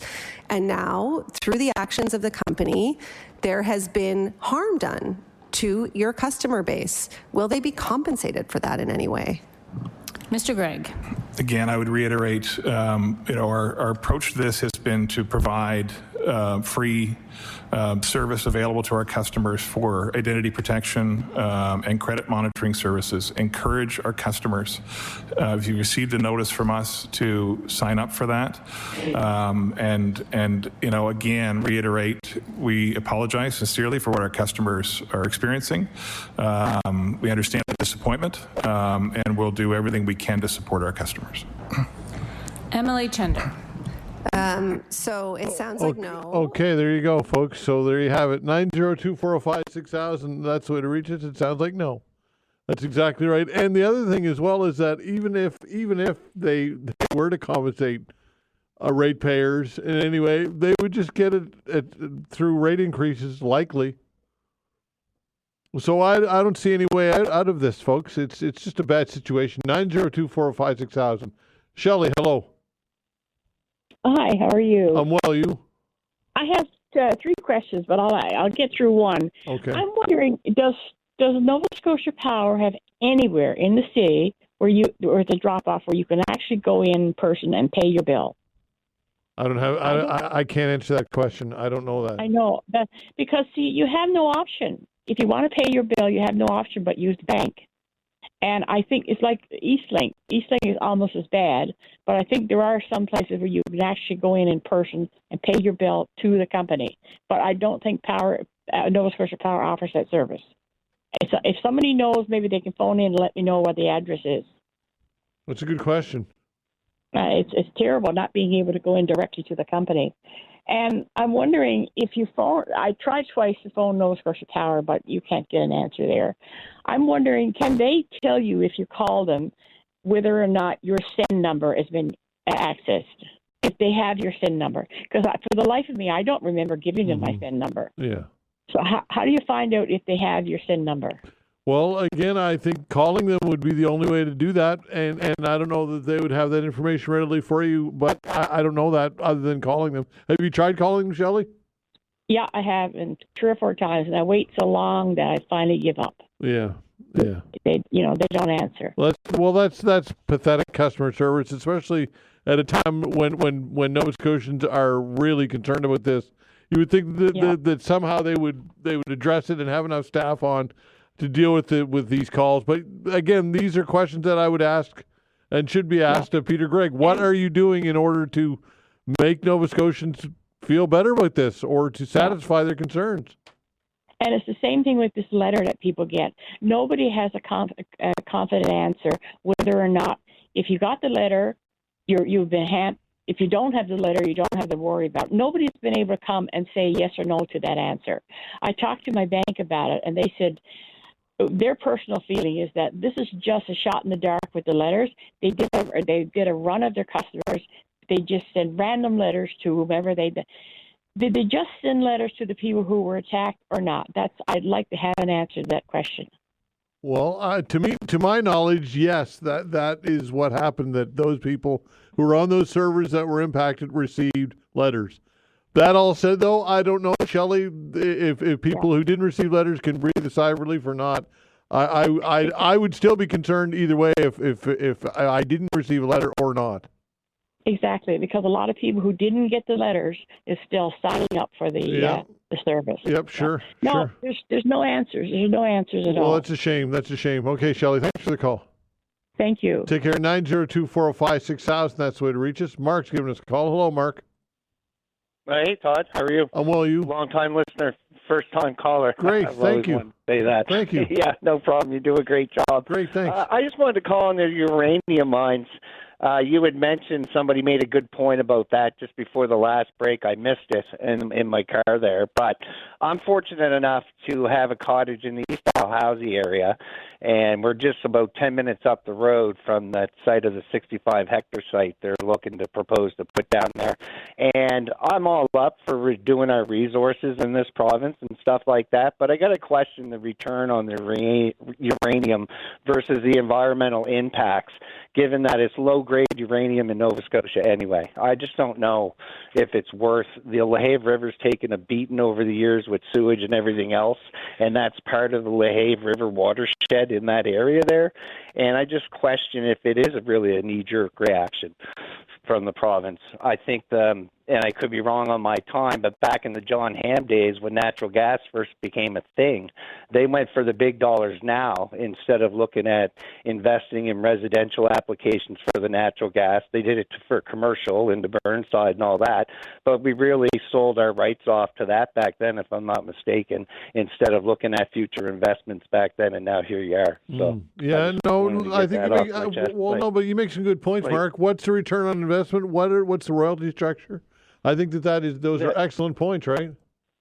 I think that, we should be developing our resources if we have them, great, but we've had that opportunity in years past and squashed it, and now we're in a panic. So between opening up interprovincial trade borders and everything else, what's that going to generate? Yeah. And do we need to affect the environment, if we're going to get added extra income this way? And to be fair, this transparent Houston government hasn't been very transparent at all in certain matters. Well, certainly on this one with no with no consultation whatsoever. Yeah, no, and I'm feeling kind of good. The town halls look packed. I know the one down by my one I couldn't get into either, filled to the walls. So hopefully they can stop that from happening. I just don't think it's a big enough project to risk the environmental risks and hazards to it. That's all. Okay, Mark, thanks for the call. Take care. Thanks for taking my call. All right, take care. 902-405-6000. Cheryl, hello. Hi, Todd. How are you? I'm well, you? Good. I heard the other lady talking about the social insurance numbers. I called up and asked specifically, did they have mine on file? Because I do remember giving it for permission to do a credit check about 7 years ago, thinking I had to give it. I had no choice because they didn't say there was a choice. And he said, well, after the breach, we deleted all trace of that evidence. So there's no way for me to find out if I was in the breach for my social insurance number. And my understanding as to there's no reason they weren't encrypted. If they did keep them, they weren't encrypted, or we wouldn't be, worried about it. They kept them so that if John Smith moves around, that they actually know which John Smith specifically, regardless of date of birth, perhaps doesn't pay his power bill. Because there's no reason to keep it unless they want to have a database of, to actually know who to refuse power to. And also, if you pay your bill as an electronic bill payment, I know the lady was asking if there was a physical location to go in and pay it with Nova Scotia Power, but if you pay it without a check, without a pre-authorization, electronically through your bank, they do not have your bank information. I know that for a fact. Yeah, no, those are good. Those are some good points for sure, Cheryl. And look, I think that again, if in fact these are the questions that we need to be addressed and need to be answered more clearly by the company itself, and hopefully public accounts get some of these answers today. Yeah, and they didn't have to spend the money on the infrastructure because they didn't want to cut into their profit margin, which they're guaranteed. Was it 9 or 10% or 11% they're guaranteed? Because they want the government to cough up the money for security after they knew this breach happened, before we, the public, knew it happened, and we're left holding the bag, and they're a monopoly. Yeah, for sure. Okay, thanks, Cheryl. Thanks. Bye. Take care. 902-405-6000. Barry, hello. Hi, Todd. Hi there. I'd like to make a suggestion as to how to get out of the monopoly situation with Nova Scotia Power. I think the province should take over the distribution lines and put out the tender company to maintain those lines, penalize that company for each outage and the duration of each outage, and charge Nova Scotia Power to use those lines. Also invite other companies to come in and generate power and charge them for the usage of the lines. And then we'd have some competition. Yeah, not a bad idea. Not a bad idea at all. And hopefully something happens like that, because something obviously is needed to change. We need change. We need competition. We need accountability with this monopoly that we're dealing with. And as long as it's a monopoly and it's left unfettered, we're not going to see that substantive change that we need. Yeah, I've called probably 8 or 9 times in the last 3 years to have the trees trimmed.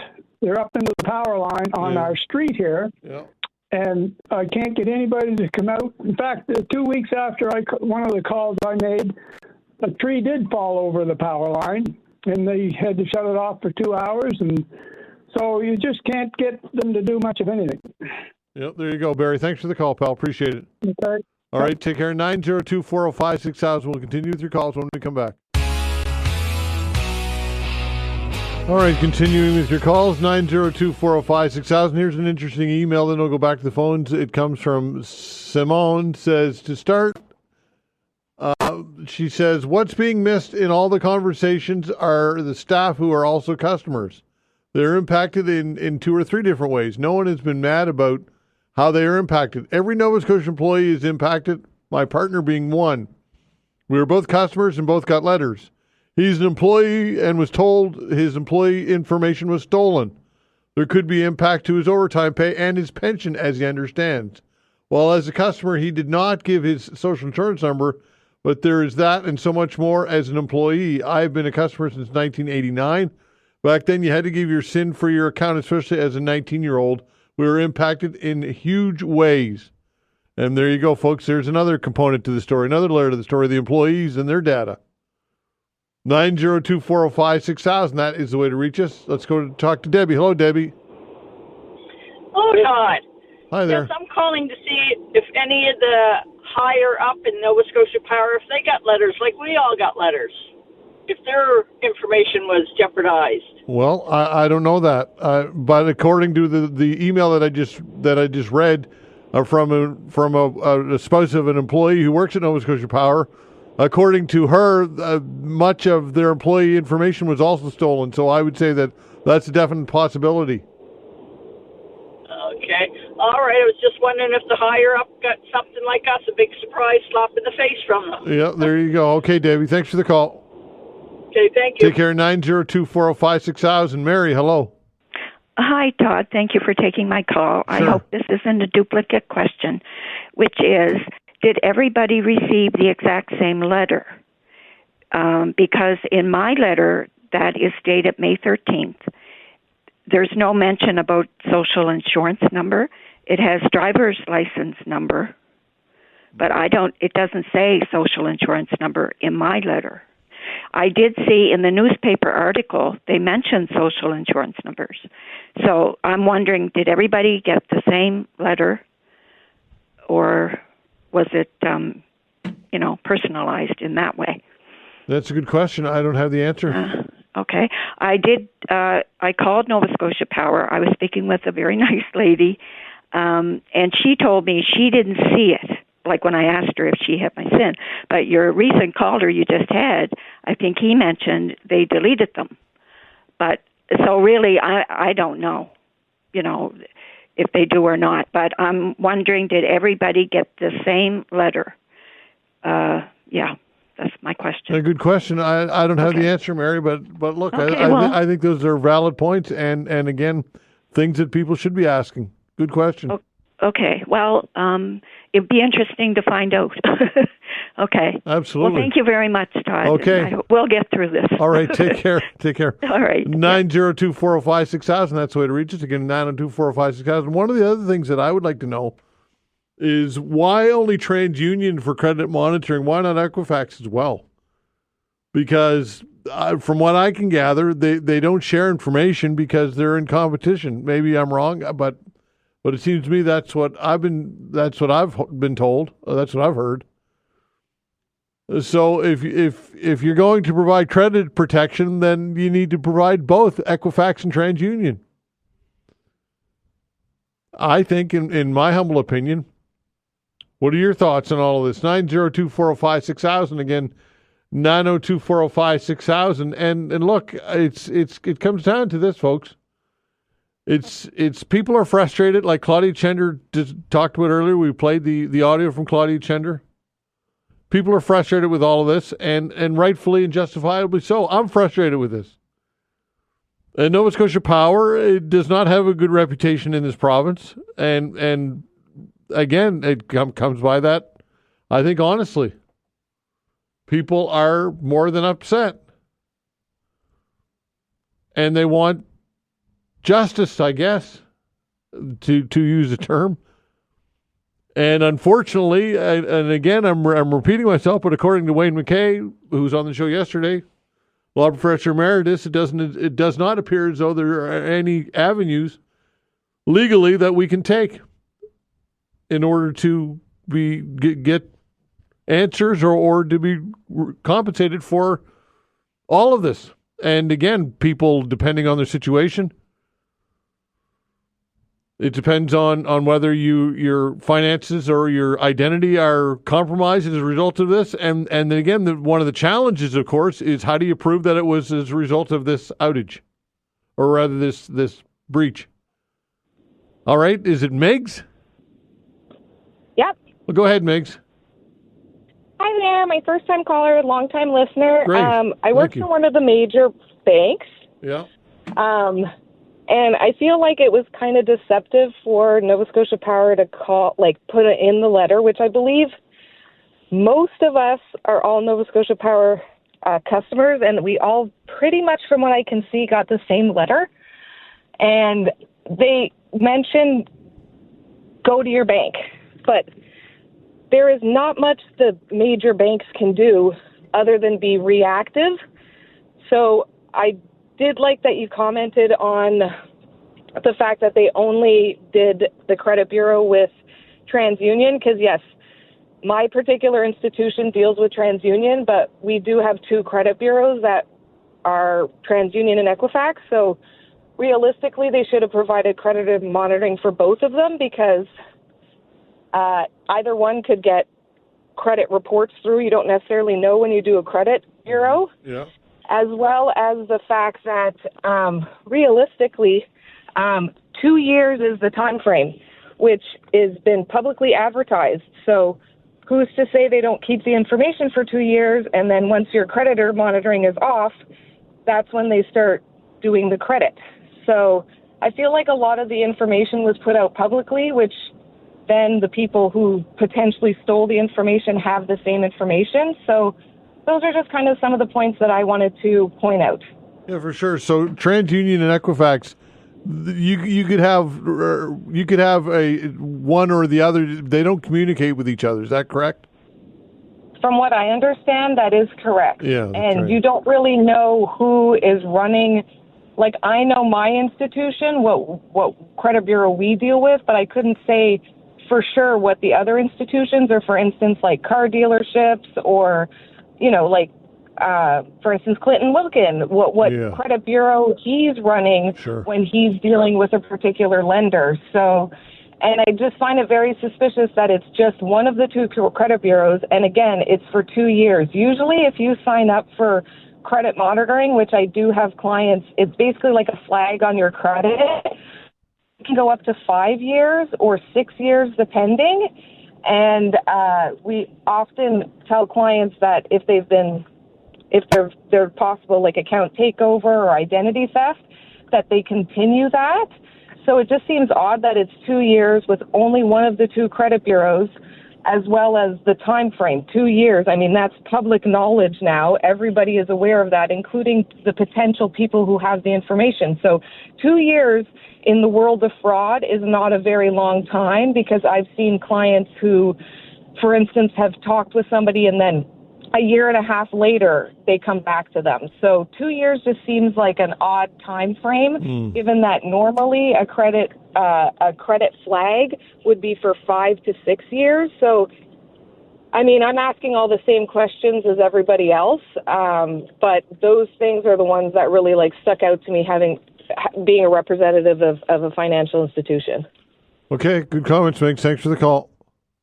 Thanks, Todd. All right, take Bye. care. All right, thanks for the calls, everybody. We appreciate it very much, and we'll follow up on this again tomorrow, and certainly continue to discuss it, I'm sure. Thanks for listening, everybody. Thanks to Vanessa Van Ness as well on the other side of the glass at the control board, doing a fine job as always. We're back tomorrow at 10 o'clock. See you then.